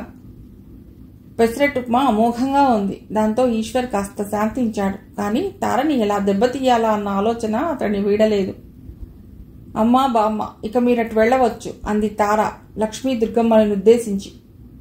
బావగారిని ఆట పట్టిస్తానని అన్నావు, ఆయన నొచ్చుకోలేదు కదా? లక్ష్మి ఆతృతగా అడిగింది. అక్కతో కలిసే ప్లాన్ వేశాను. ఆయన కోపం అయితే రాలేదు, రాకూడదు కూడా, తార ధీమాగా అంది. ఇంతకీ ఏం చేశావు? పెసరట్లో ఉప్పు వేయలేదని చెప్పాను. ఉప్పు అసలు వేయలేదా? దుర్గమ్మ అడిగింది. బామ్మ, అన్నీ సరిగ్గానే వేశాను, వేయలేదని అబద్ధం చెప్పాను అంతే. ఉట్టి అబద్ధమేనా? అలా అయితే పర్వాలేదులే, అల్లుడు గారు నొచ్చుకుని ఉండరు అంది లక్ష్మి. రమ, ఈశ్వర్ అమెరికా వెళ్లారు. క్షేమంగా చేరావన్న ఖబరు చెప్పటానికి ఫోన్ చేసినప్పుడు రమ తారతో చెప్పింది. నీకు ఏ నిక్నేమ్ పెట్టాలా అని ఈశ్వర్ ఇండియాలో తెగ సతమతమయ్యాడు. మంచి పేరు దొరకలేదుట. మా ఇంట్లోకి అడుగుపెట్టగానే బల్బు వెలిగిందిట. నీకు సాల్ట్ పీటర్ అని నామకరణం చేశాడు. తార నవ్వుకుంది. సాల్ట్ని అతడు మర్చిపోలేదన్నమాట. సాల్ట్ పీటర్ అంటే పొటాషియం నైట్రేట్, పేలుడు పదార్థాల్లో వాడతారు. తెలుగులో అయితే సూర్యకారం అంటారు. అమ్మో, నీ చెల్లెలు నిజంగానే ఎక్స్ప్లోజివ్ అంటున్నాడు. అదేమిటక్క, నేను ఇంత సాత్వికంగా ఉంటే ఎలాంటి పేరు పెట్టడం అన్యాయం అని నువ్వైనా చెప్పవలసింది, తార అమాయకంగా అంది. చిట్ ఫర్ టాట్ ఇవ్వటం బాగానే ఉంది కానీ ప్రతి విషయానికి ఇలా రియాక్ట్ అవ్వటం అలవాటైతే నీ లైఫ్లో ఎదురు దెబ్బలు తగులుతాయి. జాగ్రత్తగా ఉండమని చెప్తున్నాడు. థ్యాంక్స్ చెప్పు బావగారికి. ఇప్పుడు థ్యాంక్స్ అంటున్నావు, తర్వాత ఈశ్వర్ అన్నది వింటే కోపం వస్తుందేమో, రమ నవ్వు ఆపుకుంటూ అంది. ఏమన్నారు? చెప్పు చెప్పు అంది తార ఆతృతగా. నా అదృష్టం, నువ్వు తారలాగా లేవు, తారని చేసుకునేవాడెవడో అయిపోయాడు అని అన్నాడు. ఈశ్వర్ చేసిన కామెంట్ తారకి చిరుకోపంతో పాటు వినోదం కూడా కలిగించింది. ఆయన అంతలేసి అభాండాలు వేస్తుంటే నువ్వు భర్త మాట జవదాటని పతివ్రతలాగా మౌనంగా ఉన్నావా? చెల్లెల్ని వెనకేసుకురాలేదా? ఆ తొందరేం వద్దు, నేనేం చెప్పాను తెలుసా? She will be a wonderful and understanding wife అన్నాను. అలా చెప్పావా? థ్యాంక్స్ ఫర్ ది కాంప్లిమెంట్ అంది తార. ఆ తర్వాత రమ తల్లితో మాట్లాడింది. లక్ష్మి సంభాషణ ముగిస్తుంటే తార హడావిడిగా, అమ్మా అక్కతో అర్జెంటుగా మాట్లాడాలి అంటూ రిసీవర్ లాక్కుంది. ఆన్ సెకండ్ థాట్ నువ్వు అన్నదానికన్నా బావగారు అన్నదే నాకు నచ్చింది. నాకు అర్థం లేదు తారా, గందరగోళంగా మాట్లాడుతున్నావు తెలుసా, రమ అంది. ఓ సరిగ్గా చెప్తాను. నువ్వు అన్న ప్రకారం వండర్ఫుల్ అండ్ అండర్స్టాండింగ్ వైఫ్గా ఉండటం కంటే బావగారి ఊహలో లాగా నా మూలంగా అయిపోయేవాడికి మామూలు భార్యగా ఉండటం మజాగా ఉంటుందేమో అని అనిపిస్తుంది. రమ పగలబడి నవ్వింది. ఆమె ఫోన్ పెట్టాక కూడా ఆ నవ్వు తగ్గలేదు. ఎందుకా నవ్వు? ఆసక్తిగా అడిగాడు ఈశ్వర్. తారన్నది వింటే నువ్వు నవ్వుతావు. దానికి అద్భుతమైన భార్యగా ఉండటం కన్నా తన వల్ల బక్రా అయ్యేవాడికి సాదాసీదా భార్యగా ఉండటమే మజాగా ఉంటుందిట. ఈశ్వర్ కూడా నవ్వాడు. ఇంకా ఇంటరే కదా చదివేది, చూద్దాం చూద్దాం, ఇంజనీరింగ్లోకి వచ్చాక మారకపోతుందా? పందెం, తార మారదు. ఈశ్వర్ ఆలోచించాడు. సరే పందెం. అక్కపెళ్ళయ్యాక ఇనుబడించిన పట్టుదలతో తార చదవసాగింది. అమ్మాయిలకి రిజర్వేషన్ ఉందని ఈశ్వర్ ఎగతాళిగా మాట్లాడటం తార మర్చిపోలేదు. ఎలాగో మంచి ర్యాంక్ తెచ్చుకోవాలన్న ఆశయం ఉంది. ఆడపిల్లలు బాగా చదవగలరు అని ఈశ్వర్కి ప్రూవ్ చేయాలన్న తపన తోడయింది.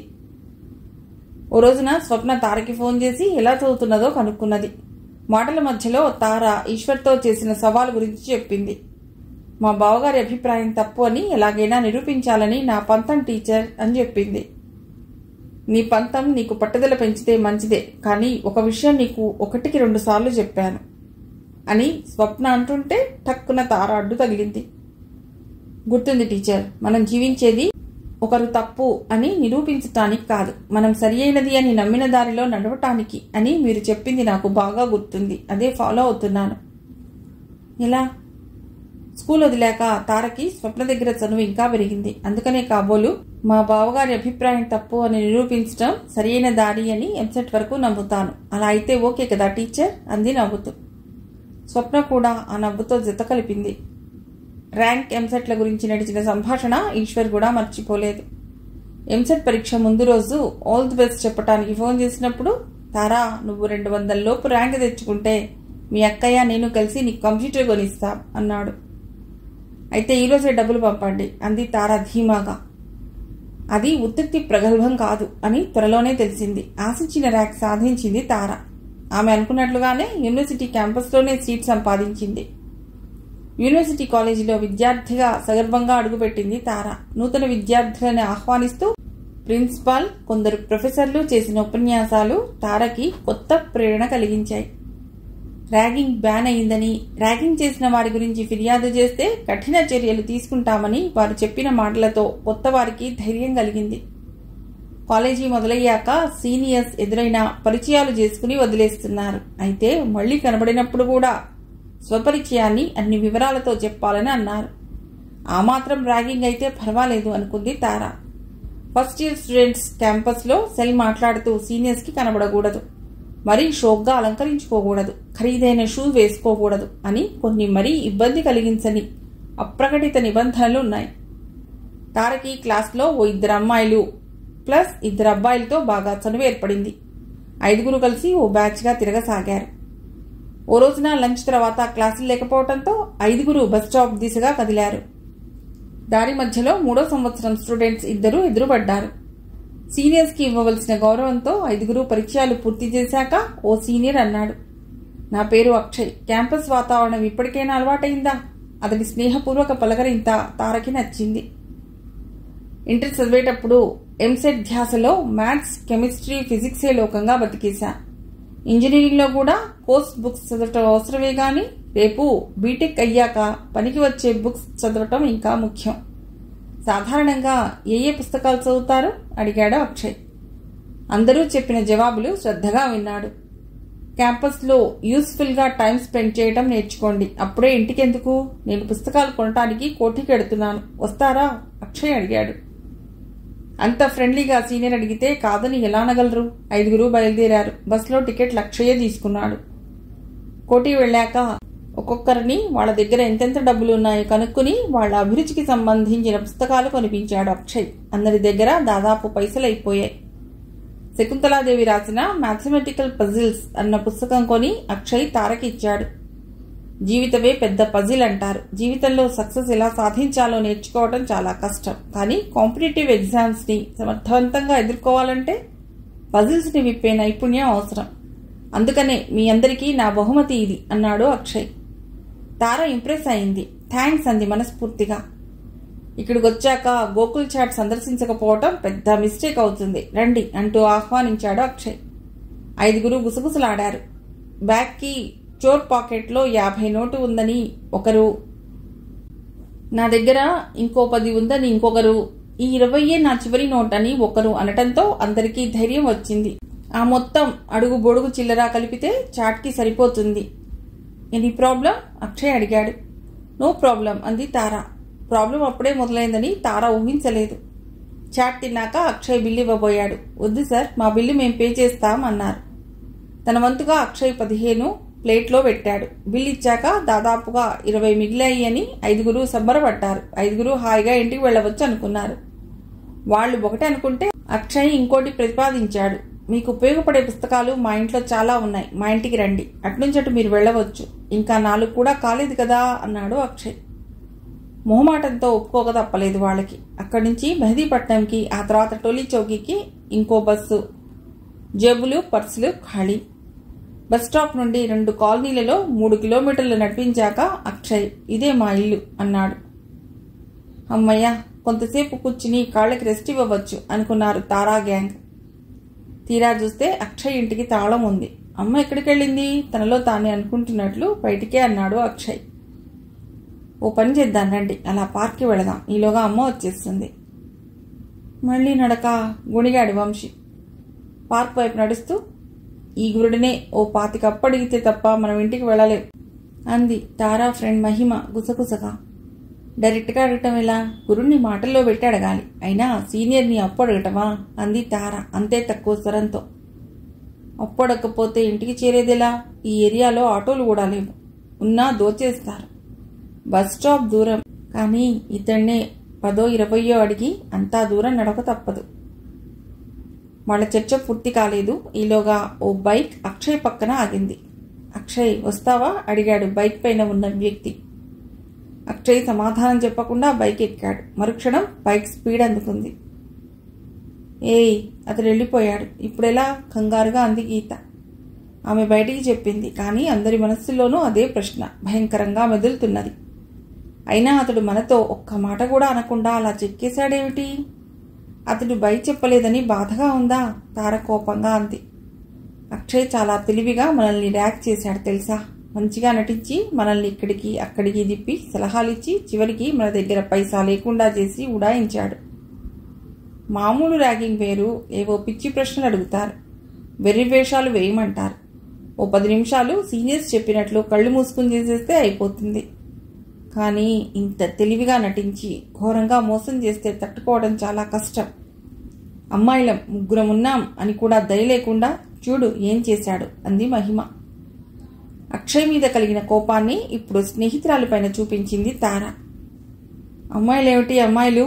ఇందులో అమ్మాయిలకి అబ్బాయిలకి తేడా ఎందుకుండాలి? దయ చూపించడానికి కూడా రిజర్వేషన్ కావాలా నీకు? ఇప్పుడు మన 5గురికి ఒకే రకమైన కష్టం వచ్చింది, ఒకే రకమైన సమస్య ఎదుర్కొంటున్నాం. అర్థమైందా? ఓకే, తప్పైపోయింది, క్షమించు అంది మహిమ. ఆ కొద్ది రోజుల్లోనే తారవి ఎంత ఖచ్చితమైన అభిప్రాయాలో వాళ్ళందరికీ తెలిసిపోయింది. ర్యాగింగ్ చేసిన వాళ్లపైన కఠిన చర్యలు తీసుకుంటాం అని గొప్పగా చెప్పారు కదా. రేపు కాలేజీలో కంప్లైంట్ ఇచ్చి చూద్దాం, ఏ యాక్షన్ తీసుకుంటారో తెలిసిపోతుంది వంశీ అన్నాడు. అంత ఆవేశపడి లాభం లేదు బాబు. అక్షయ్ అన్ని విధాలా ఓ సీనియర్ లాగా మనకి సలహాలు సూచనలు ఇచ్చాడు. ఓ పుస్తకం కూడా ప్రజెంట్ చేశాడు. మంచి ఉద్దేశంతో ఇంటికి తీసుకువెడదామనుకున్నాడు. మన దగ్గర డబ్బులు లేవు అన్నదానికి అతడు ఎలా బాధ్యుడవుతాడు? తెలివిగా మనల్ని చిక్కుల్లో పెట్టాడు. కానీ అతడి ఆలోచన ర్యాగింగ్ చేయటమని మనం ప్రూఫ్ చేయలేం. అయినా అతడిపైన కంప్లైంట్ ఇవ్వడం కాదు మనకి కావాల్సింది. ఇంటికి ఎలా చేరాలి అన్నది అసలు సమస్య. అందరూ ఇళ్లకి చేరాలంటే ఎంత లేదన్నా 50-60 రూపాయలు కావాలి. కానీ చిల్లరంతా కలిపినా 2 అవ్వలేదు. నాకు ఐడియా వచ్చింది. ఇక్కడికి దగ్గరలోనే ఒక ఇంజనీరింగ్ కాలేజ్ ఉంది. నా ఇంటర్ క్లాస్మేట్ అక్కడే చేరింది. అక్కడికి చేరుకుంటే ఎవరో ఒకరు తెలిసిన వాళ్ళు కనబడకపోరు. మనం ఇళ్లకి చేరేందుకు కావలసిన డబ్బులు దొరక్కపోవు అంది మహిమ. ఆ ఐడియా అందరికీ నచ్చింది. అందరిలో ఉత్సాహాన్ని నింపింది.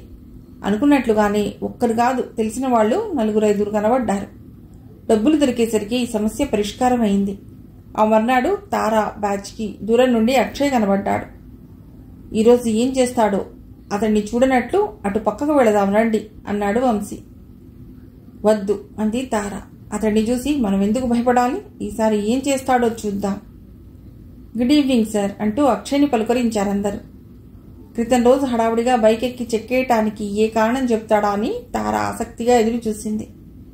అయితే అక్షయ్ అసలు ఆ ప్రస్తావన తీసుకురాలేదు. నిన్న ఇచ్చిన పజిల్ బుక్లో ఏ పజిల్ ఇంట్రెస్టింగ్గా కనబడింది నీకు? తారని అడిగాడు. ఇంటికి చేరాక పజిల్ పుస్తకం తెరిచే ఓపిక ఎక్కడుంది బాబు అనుకుంది తార. నో సార్, అసలు ఆ పుస్తకం గురించి పూర్తిగా మర్చిపోయాను అంది. వెరీ బ్యాడ్ అన్నాడు అక్షయ్. నువ్వు చేసిన పని మాత్రం వెరీ వెరీ బ్యాడ్ కాదా నాయనా అనుకుంది తార. పైకి మాత్రం పెదవులని సాగదీస్తూ నవ్వింది.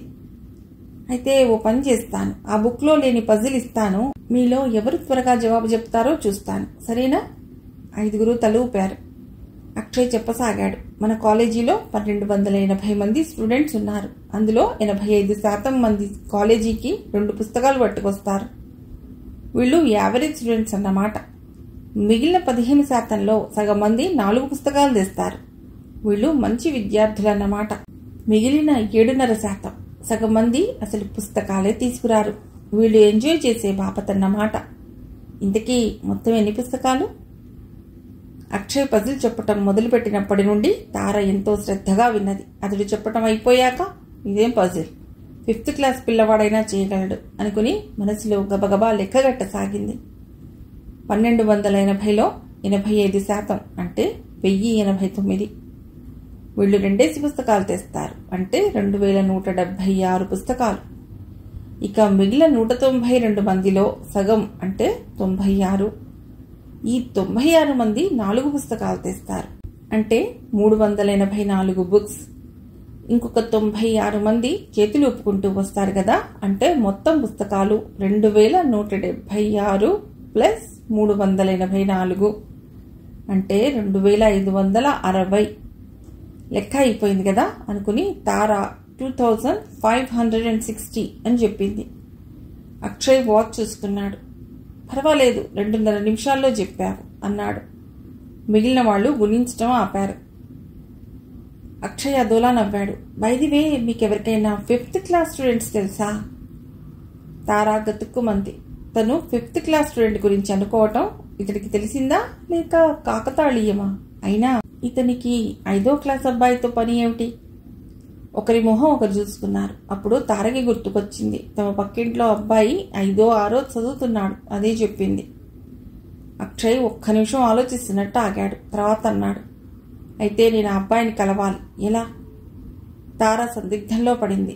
ఇతగాడి అసలు ఉద్దేశం ఏమిటి? ముందు పజిల్ అన్నాడు, చిన్నపిల్లలు చేసే లెక్క ఇచ్చాడు, ఇప్పుడు ఆ చిన్నపిల్లవాడి దగ్గరికి తీసుకువెళ్ళమంటున్నాడు. ఇదంతా ఏదన్నా ప్లాన్ ప్రకారం చేస్తున్నాడా? అతని మాటల వెనక దాగున్న పథకం ఏమిటి? అతడు నవ్వుతూ ఎంత ఈజీగా టీజ్ చేయగలడో నిన్ననే తెలిసింది కదా. ఇప్పుడు ఇంకో నాటకానికి రంగం సిద్ధం చేస్తున్నాడా? నిన్న మా ఇంటికి పిలిచాను, ఈరోజు మీ ఇంటికి పిలిచి ఆ అబ్బాయిని పరిచయం చేయవచ్చుగా అన్నాడు అక్షయ్. ఇంటికి పిలిచాను సరే, పిలిచి బిర్యానీ పెట్టావా? చల్లగా ఉడాయించి ఏదో గొప్ప ఆహ్వానం అందించినట్లు గొప్పలు పోతున్నాం అనుకుంది తార. ఈసారి అతడి ఎత్తుకి పై ఎత్తు వేయాలి. తార తల ఊపింది. ఈ అక్షయుడు అసాధ్యుడు అని మర్చిపోకూడదు. అందరం కలిసి వెళదామా? అక్షయ్ అడిగాడు. మేమెందుకు అన్నారు మిగతా వాళ్ళు. అవును, ఎందుకు అన్నాడు అక్షయ్. సందేహం లేదు, ఏదో ఉంది అనుకుంది తార. ఒక్కదాన్నే చేసి ఆట పట్టిస్తాడా? ఎవరైనా సాయం రమ్మనమని అడగాల? అంతలో అహం తన్నుకొచ్చింది. తన ఇంటికి వస్తున్నాడు, అక్కడ ఇతగాడేం చేయగలడు? తను ఎందుకు భయపడాలి? సరే వెడదామా అంది తార. ఈరోజు కూడా బైక్ తీసుకురాలేదు, బస్సులో వెడదాం అన్నాడు అక్షయ్. మంచి పని చేశావు నాయనా అనుకుంది తార. టెర్రస్ పైన తార కోసం ప్రత్యేకంగా ఉన్న రూమ్, ఏసీ, చుట్టూ కుండీలలో పూల మొక్కలు చూసి చాలా బాగుంది అని కామెంట్ చేశాడు అక్షయ్. కంప్యూటర్ కాన్ఫిగరేషన్ కనుక్కుని వెరీ నైస్ అన్నాడు. తార గర్వంగా తల ఊపింది. ఈశ్వర్ మాట నిలబెట్టుకున్నాడు. రిజల్ట్స్ వచ్చిన వెంటనే డబ్బులు ట్రాన్స్ఫర్ చేశాడు.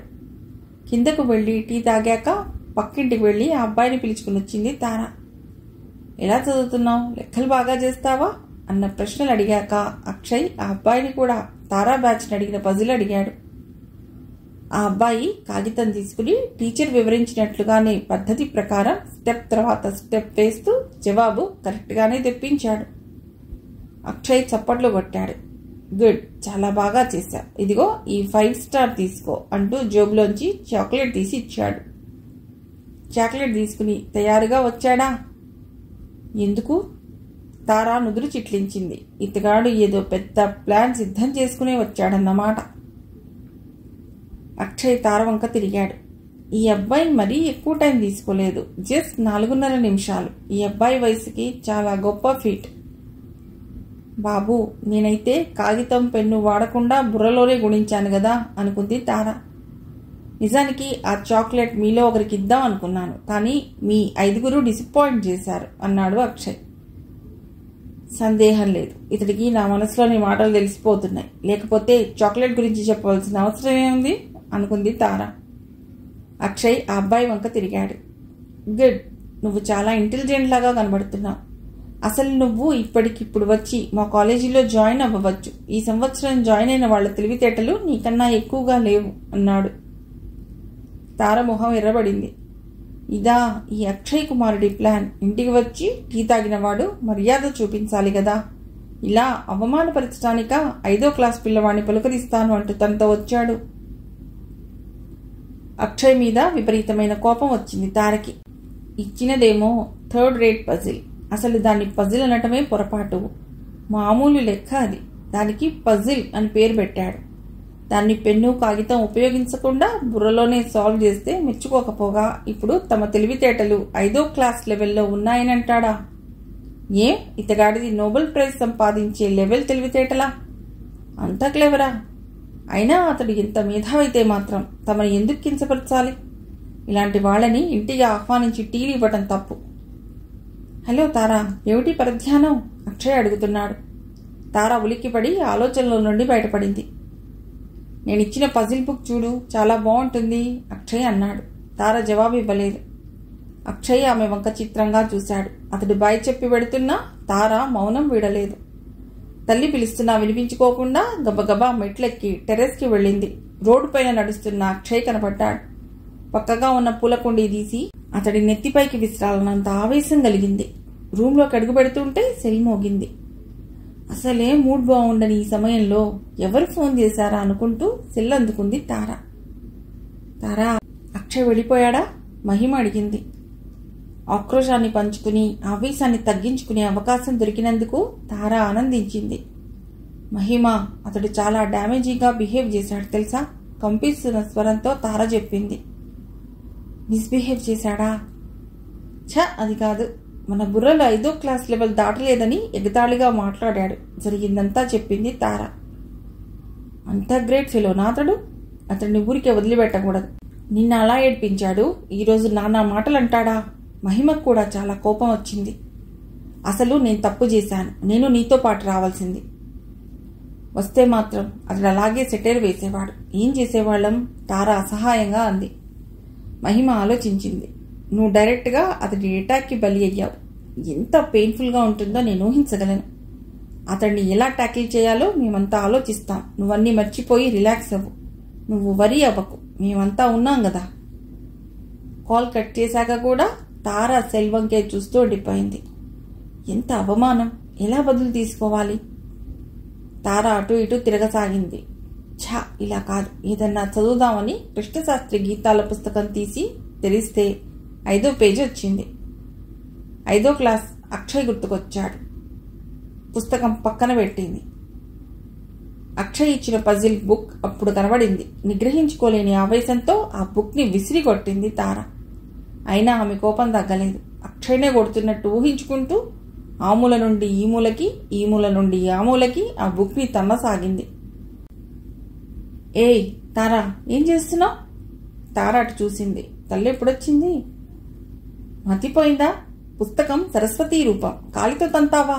చదువు వస్తుందా? లక్ష్మి పుస్తకం అందుకుని కళ్ళకు అద్దుకుంది. ఏం చదువు? ఎంసెట్లో వచ్చిన ర్యాంక్ చూసి గర్వపడ్డాను. 5వ క్లాస్ తెలివితేటలని ఇప్పుడు సర్టిఫికేట్ వచ్చింది అనుకుంది తార. 3 రోజులు గడిచినా అక్షయ్ మీద కోపం తగ్గలేదు ఆమెకి. ఆమెకే కాదు, మిగిలిన వాళ్లకు కూడా. అతడిపైన పగ తీర్చుకునే విధానం ఏమిటా అన్న ఆలోచనలోనే సమయమంతా గడిపారు. అతడి గురించి నేను ఎంక్వైరీ చేస్తానని వంశీ అన్నాడు. నా గెస్ ఏంటంటే 85% మంది అతడి బుర్ర నిండా పొగరు ఉంది అని అంటారు. మిగిలిన వాళ్లలో సగం మంది అతడికి బుర్రతో పాటు బుద్ధి కూడా వంకరగా ఉంది అంటారు. మిగిలిన సగం మంది అతడికి బుర్రే కాదు బుద్ధి కూడా లేదని అంటారు అని అతడు చెప్పిన విధానం వాళ్ళందరికీ నవ్వు తెప్పించింది. తీరా అతడు కూపిలాగిన విషయాలు చాలా నిరుత్సాహాన్ని కలిగించాయి.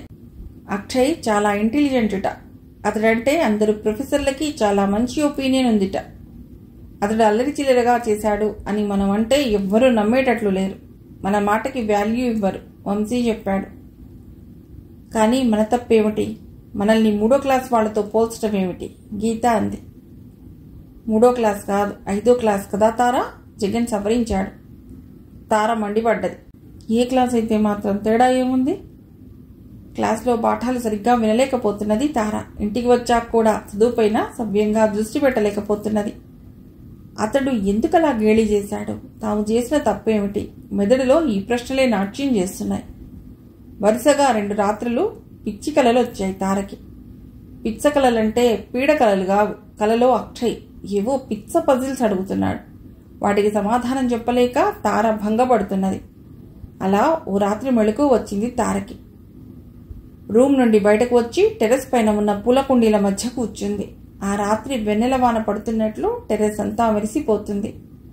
గాలికి కదులుతున్న చెట్లు, ఆకు ఆకులో ప్రతిఫలిస్తున్న చంద్రకాంతి, ఆ కాంతిలో ఇంకా మెరిసిపోతున్న పూలు. మనోజ్ఞంగా ఉన్న దృశ్యాన్ని పిట్టగోడకి ఆనుకుని అలా చూస్తూ కూర్చుండిపోయింది తార.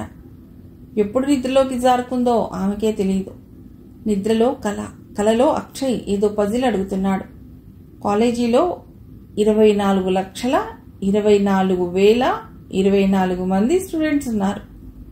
అందులో సగం మందికి సగం బుర్రే ఉంది. మిగిలిన సగం మందిలో సగం మందికి అసలు బుర్రే లేదు. మిగిలిన 1/2 మందికి పూర్తి బుర్ర ఉంది.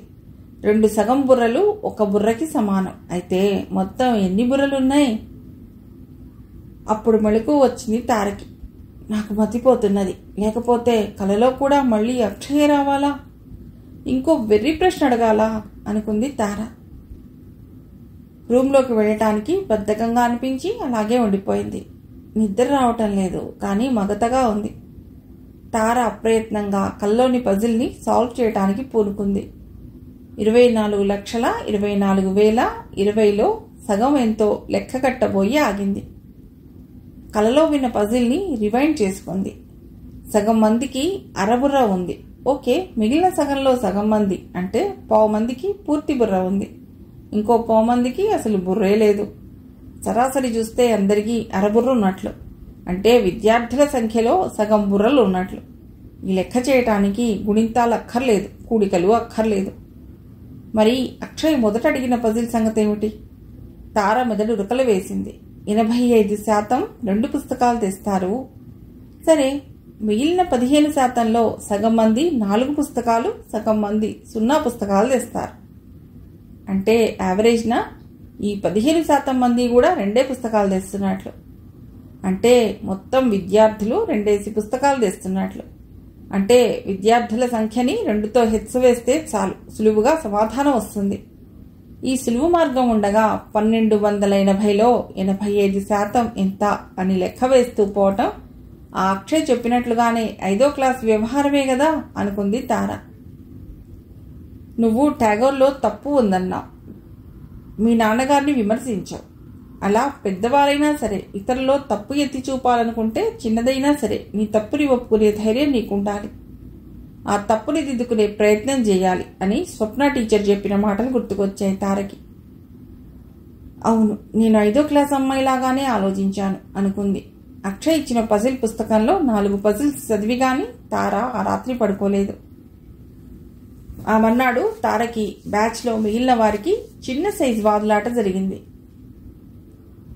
అక్షయ్ ఊరికనే మనల్ని దెప్పలేదు. ఆ పజిల్ని మనం చేసిన పద్ధతి తప్పు, అందుకనే అతడు 5వ క్లాస్ అన్నాడు అంది తార క్యాంటీన్లో టీ తాగుతున్నప్పుడు. మా అన్నయ్య అలా అంటేనే నేను టాలరేట్ చేయను. Who is Akshay? చెప్పు, ఈ అక్షయ్కి బచ్చా ఎవరు? అయినా హూ కేర్స్ అంది మహిమ. తారా, అతడు మనల్ని డైరెక్ట్గా ఏమీ అనలేదు. నువ్వు చెప్పిన దానిపైనే మేం రియాక్ట్ అయ్యాం. ఇప్పుడు నువ్వు సడన్గా ప్లేట్ ఫిరాయిస్తే ఎలా? టూ బ్యాడ్ అన్నాడు వంశీ. కొంచెం బుర్ర సరిగ్గా ఉపయోగించండి. పొరపాటున నోరు జారింది తార. ఆమె సంభాళించుకునేలోగా అందరూ విజృంభించారు. అవునమ్మా, మాకు బుర్ర సరిగ్గా ఉపయోగించటం రాదు. ఆ అక్షయ్ మహాశయుడికి మరియు ఈ తారాదేవి గారికి మాత్రమే బుర్రలు, అవి కూడా ISI మార్కు బుర్రలు ఉన్నాయి అన్నాడు జగన్. సారీ, మిలియన్ అపాలజీస్ అంది తార లెంపలు వేసుకుంటున్నట్లు నటిస్తూ. నేను ఏమనాలనుకున్నానంటే, మనం సరియైన పద్ధతిలో ఆ పజిల్ని సాల్వ్ చేయకుండా తప్పంతా అక్షయ్దే అంటున్నా. సమస్య అది కాదు. మన గురించి అలాంటి కామెంట్స్ చేసేందుకు ఆ అక్షయ్కి ఏం అధికారం ఉన్నది అన్నది ప్రశ్న. ఇలా వారి వాదనలు క్యాంటీన్ బయటికి వచ్చాక కూడా గుడ్రంగా తిరుగుతూనే ఉన్నాయి. ఈలోగా అక్షయ్ వారి వంక వస్తూ కనబడ్డాడు. అదిగో మేధావి వస్తున్నాడు, మనం గాయమైపోదాం అంది గీత. ఇష్టం లేకపోయినా ఫ్రెండ్స్తో కలిసి ఇంకో వైపుగా వెళ్ళింది తార. 2 రోజుల తర్వాత కానీ తార ఒంటరిగా ఉండగా అక్షయ్ కనబడలేదు. తార పరుగున అతడి దగ్గరికి వెళ్ళి అతడి ముందు నిలబడి గుడ్ మార్నింగ్ సార్ అంది. అక్షయ్ తల ఊపాడు. కొన్ని క్షణాల తర్వాత గాని అతడు తార చేతిలో ఉన్న పుస్తకం చూడలేదు. అది 5వ క్లాస్ మ్యాథ్స్ బుక్. ఆ పుస్తకం ఏమిటి? తార 2 రోజులుగా ఆ పుస్తకాన్ని తన స్నేహితుల కంటపడకుండా తెస్తున్నది. మీరే 5వ క్లాస్ అని కామెంట్ చేశారు కదా అంది తమాషాగా. అక్షయ్ తడబడ్డాడు. నా ఉద్దేశం ఏమిటంటే, కానీ అది మీరు అనుకున్నట్లు 5వ క్లాస్ పుస్తకం కాదు. ఇంజనీరింగ్ మ్యాథ్స్ బుక్కి ఆ అట్ట వేశాను. తార పజిల్ విప్పినట్టు అట్ట విప్పి చెప్పింది. అక్షయ్ చిన్నగా నవ్వాడు. ఎందుకు? స్టూడెంట్స్ దగ్గర యావరేజ్న ఎన్ని బుక్స్ ఉన్నాయో లెక్క వేయకుండా బండ పద్ధతిలో చేయటం తప్పు అని తెలిసింది. మీరన్నట్లుగానే నాది 5వ క్లాస్ స్టాండర్డ్ అని తోచింది. అందుకే ఆ సంగతి నాకు గుర్తు చేయడం కోసమే ఈ అట్ట. అక్షయ్ ఆమె వంక సంభ్రమంగా చూస్తూ ఉండిపోయాడు. ఐఎమ్ సారీ అని గొణిగాడు. నిజానికి ఎగతాళి చేయాలనే అతడు 5వ క్లాస్ అన్నాడు. దానికి తార స్పందించిన విధానం గమనించాక అతడు కాసింత సిగ్గుపడ్డాడు. నా ఉద్దేశం మిమ్మల్ని ఎగతాళి చేయటం కాదు, సరియైన విధంగా ఆలోచించేటట్లు ప్రోత్సహించటం. తప్పు కప్పిపుచ్చుకునే యత్నం చేశాడు. ఆ తర్వాత తన బ్యాచ్కి మెల్లిగా నచ్చజెప్పింది తార. సహజంగానే స్నేహశీలి అవటంతో అక్షయ్ అందరికీ మంచి సన్నిహితుడయ్యాడు. తార, అక్షయ్ అయితే ఇంకా దగ్గర అయ్యారు. ఆ రోజున అమ్మా నాన్న ఊరెళ్లారు. దాన్ని ఆసరాగా తీసుకుని మీ మీద ట్రిక్ ప్లే చేశాను. కానీ ఈరోజు ఇంట్లో ఇద్దరు ఉన్నారు. మా ఇంటికి వస్తావా అడిగాడు అక్షయ్. వెళ్లాలనే ఉంది, కానీ పెట్టి చేయాలని. కానీ ఈరోజు వంశీ, మహిమ రాలేదు అంది తార. ప్రశ్న సరిగ్గా విని జవాబు ఇవ్వాలి. గుర్తుంచుకో. వస్తావా అని అడిగాను. నిన్నే అడుగుతున్నాను, మీ మూకని కాదు. నేను సరిగ్గానే విన్నాను బాబు. నీ చేత స్పష్టంగా చెప్పించాలని ప్లాన్ అనుకుంది తార. లేట్ అవుతుందేమో అంది. ఈరోజు బైక్ తెచ్చాను, ఎక్కువ ఆలస్యం అవ్వకుండా నిన్ను డ్రాప్ చేస్తాను అన్నాడు అక్షయ్. తార ఒప్పుకుంది. సాధారణంగా సీనియర్స్ని సర్ అని గాని మేడం అని గాని గౌరవంగా సంబోధించాలి. అందుకని తార అక్షయ్ని నలుగురి ఎదుట నువ్వు అని పిలవలేకపోతున్నది. కానీ ఇద్దరే ఉన్నప్పుడు మాత్రం చిరకాల మిత్రుల్లాగా ప్రవర్తిస్తున్నారు. అక్షయ్ తండ్రి మూర్తి హిస్టరీ లెక్చరర్, తల్లి విమల. పరిచయాలయ్యాక విమల అంది, నాన్నగారితో మాట్లాడుతూ ఉండండి, నేను కాఫీ తీస్తాను. తార ఒక్క క్షణం సందేహించింది. ఆంటీ, కాఫీ నేను కలపనా? పర్వాలేదమ్మా, నువ్వు వెళ్ళి అంకుల్తో మాట్లాడు అంది విమల. ఆంటీ, నా ప్రావీణ్యం పైన నమ్మకం లేదనుకుంటాను. నో ప్రాబ్లం, సాయం కూడా బాగా చేస్తాను అంది తార నవ్వుతూ. అయితేరా అంది విమల. మొదటి పరిచయంలోనే తార బాగా నచ్చింది ఆమెకి. కాఫీ కప్పులతో వీళ్లు వెళ్లేసరికి మూర్తి ఏదో ఇండెక్స్ తయారు చేస్తున్నాడు.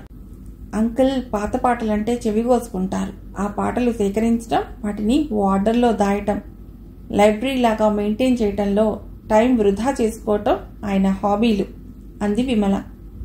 వినటానికన్నా అప్పుడప్పుడు ఈ పనులకి ఎక్కువ సమయం కేటాయిస్తారు.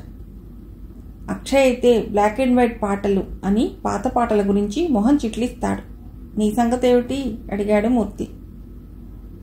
తారకి పాత పాటలపైన చాలా చిత్రమైన అభిప్రాయాలున్నాయి. కానీ వాటిని ఇప్పుడు చెప్పటం బాగుంటుందా అని కొన్ని క్షణాలు సందేహించింది. తర్వాత పర్వాలేదు, అంకుల్ అర్థం చేసుకుంటాడులే అనుకుని చెప్పసాగింది.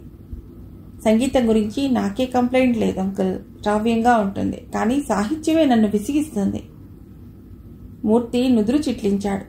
ఆనాటి సాహిత్యం చాలా బాగుంటుందని అందరూ అంటారు. నువ్వేమిటి ఇలా అంటావు? స్త్రీలని అలంకరణ వస్తువుల్లాగా ట్రీట్ చేయడం నాకు నచ్చదు అంకుల్. నీ పాద ధూళి నా సింధూరము కాగా అని ఆడవాళ్ల చేత మగ కవులు పాడించటం నాకైతే అస్సలు నచ్చదు. మూర్తి విస్తుపోయాడు. కానీ కొన్ని క్షణాల తర్వాత కోలుకున్నాడు.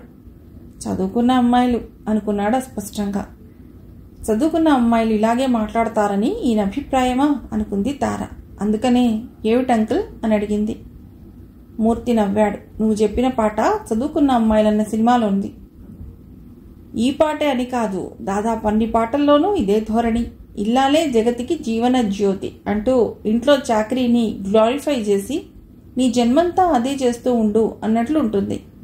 అలా కొన్ని పాటల గురించి గబగబా చెప్పాక తార హఠాత్తుగా ఆగింది. సారీ అంకుల్, ఉపన్యాసం ఇచ్చి బోర్ కొట్టానా?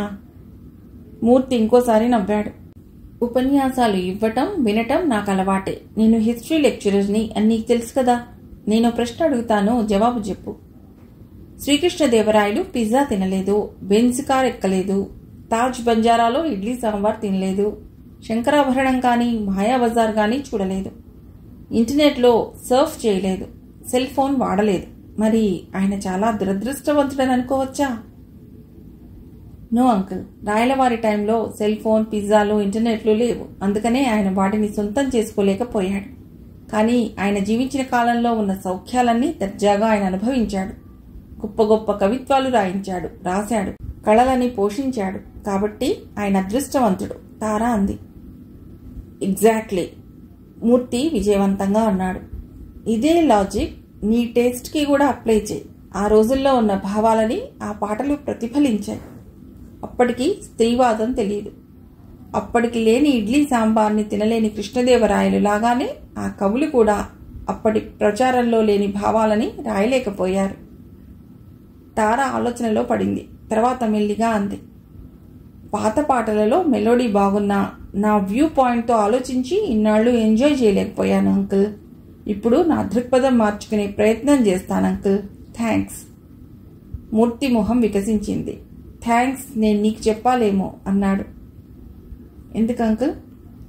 నా ఊహ నిజమైతే ఎందుకు థ్యాంక్స్ చెప్పానో నేను నీకు చెప్తాను. అంతవరకు సస్పెన్స్ అన్నాడు మూర్తి. తార ఆ తర్వాత తనకి తెలిసిన పాత పాటల గురించి మాట్లాడింది. మూర్తి తనకిష్టమైన 2 పాటలు వినిపించాడు. తారని దింపడానికి అక్షయ్ బైక్ తీశాడు. బాయ్ చెప్పాక మూర్తి, విమల బైక్ దూరమయ్యేదాకా అలాగే నిల్చున్నారు. అమ్మాయి చాలా చురుగ్గా ఉన్నట్లుంది కదూ అంది విమల. అమ్మాయి చురుకుదనం గురించి నాకు ఏ సందేహం లేదు, కానీ ఇంకో విషయం పైన మాత్రం నాకు చాలా డౌట్ ఉంది అన్నాడు మూర్తి. ఏమిటా విషయం? కుతూహలంగా అడిగింది విమల. నువ్వు ఇప్పుడు వెలిబుచ్చిన అభిప్రాయం స్థిరంగా ఉంటుందా లేక మారిపోతుందా అన్నది నా డౌట్ అన్నాడు మూర్తి. అక్షయ్ తారల స్నేహం గాఢమవుతూనే ఉంది. తారకే కాదు, ఆ బ్యాచ్కి మొత్తం అక్షయ్ సన్నిహితుడయ్యాడు. ఎలా చదవాలో, ఏం చదవాలో మొదలైన విషయాల్లో అతడు ఇస్తున్న గైడెన్స్ మంచి ఫలితాలు ఇవ్వసాగింది. దాంతో మిగిలిన వారికి అతడిపైన మొదట్లో ఉన్న కోపం తగ్గింది. అక్షయ్ ప్రభావం తారపైన పట్టమే కాదు, తార ప్రభావం అక్షయ్ పైన కూడా పడసాగింది. మూర్తి ఇచ్చిన వివరణకి స్వప్న టీచర్ చెప్పిన మాటలు జోడించి పాత పాటలని హోల్ మొత్తంగా ద్వేషించనక్కర్లేదని తార తెలుసుకుంది.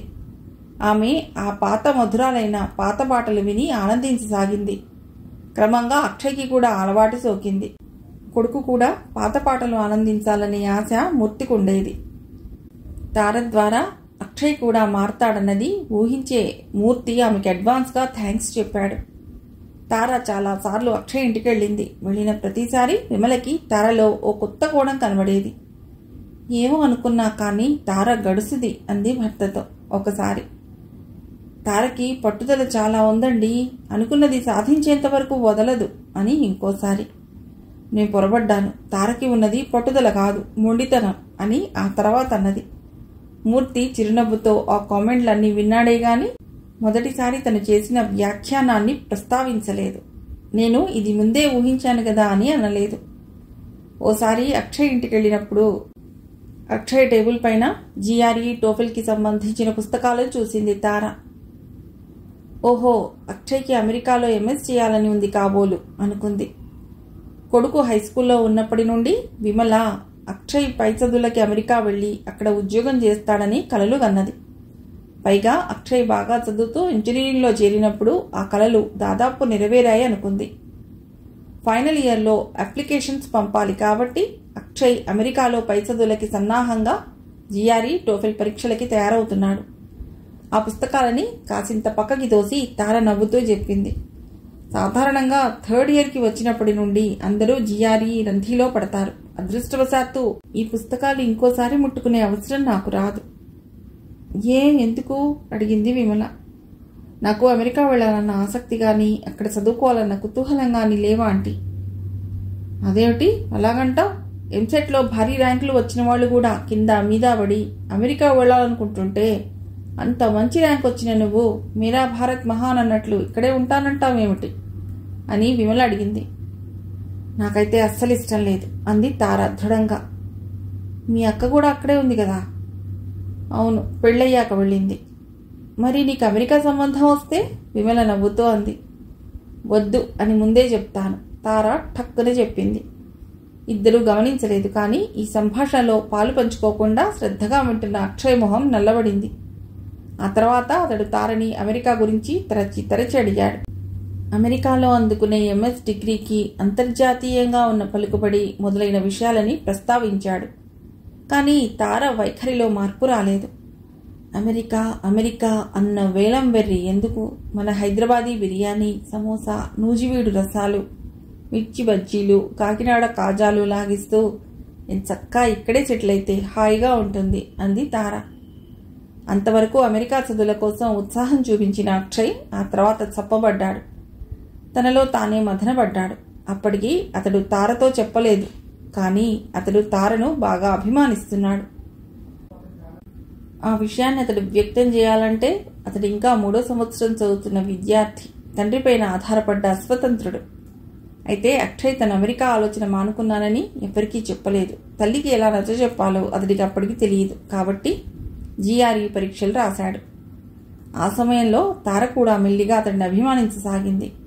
అయితే ఇంకో ఏడాది తర్వాత అతడు అమెరికా వెళ్ళిపోతాడు కదా అన్న బెంగ కలుగుతుండేది ఆమెకి. ఆ తర్వాత స్నేహం, సాన్నిహిత్యం ఎలా కొనసాగుతుంది అన్న ప్రశ్న ఆమెను ఇబ్బంది పెడుతూ ఉండేది. మిగిలిన కథ తర్వాతి భాగంలో.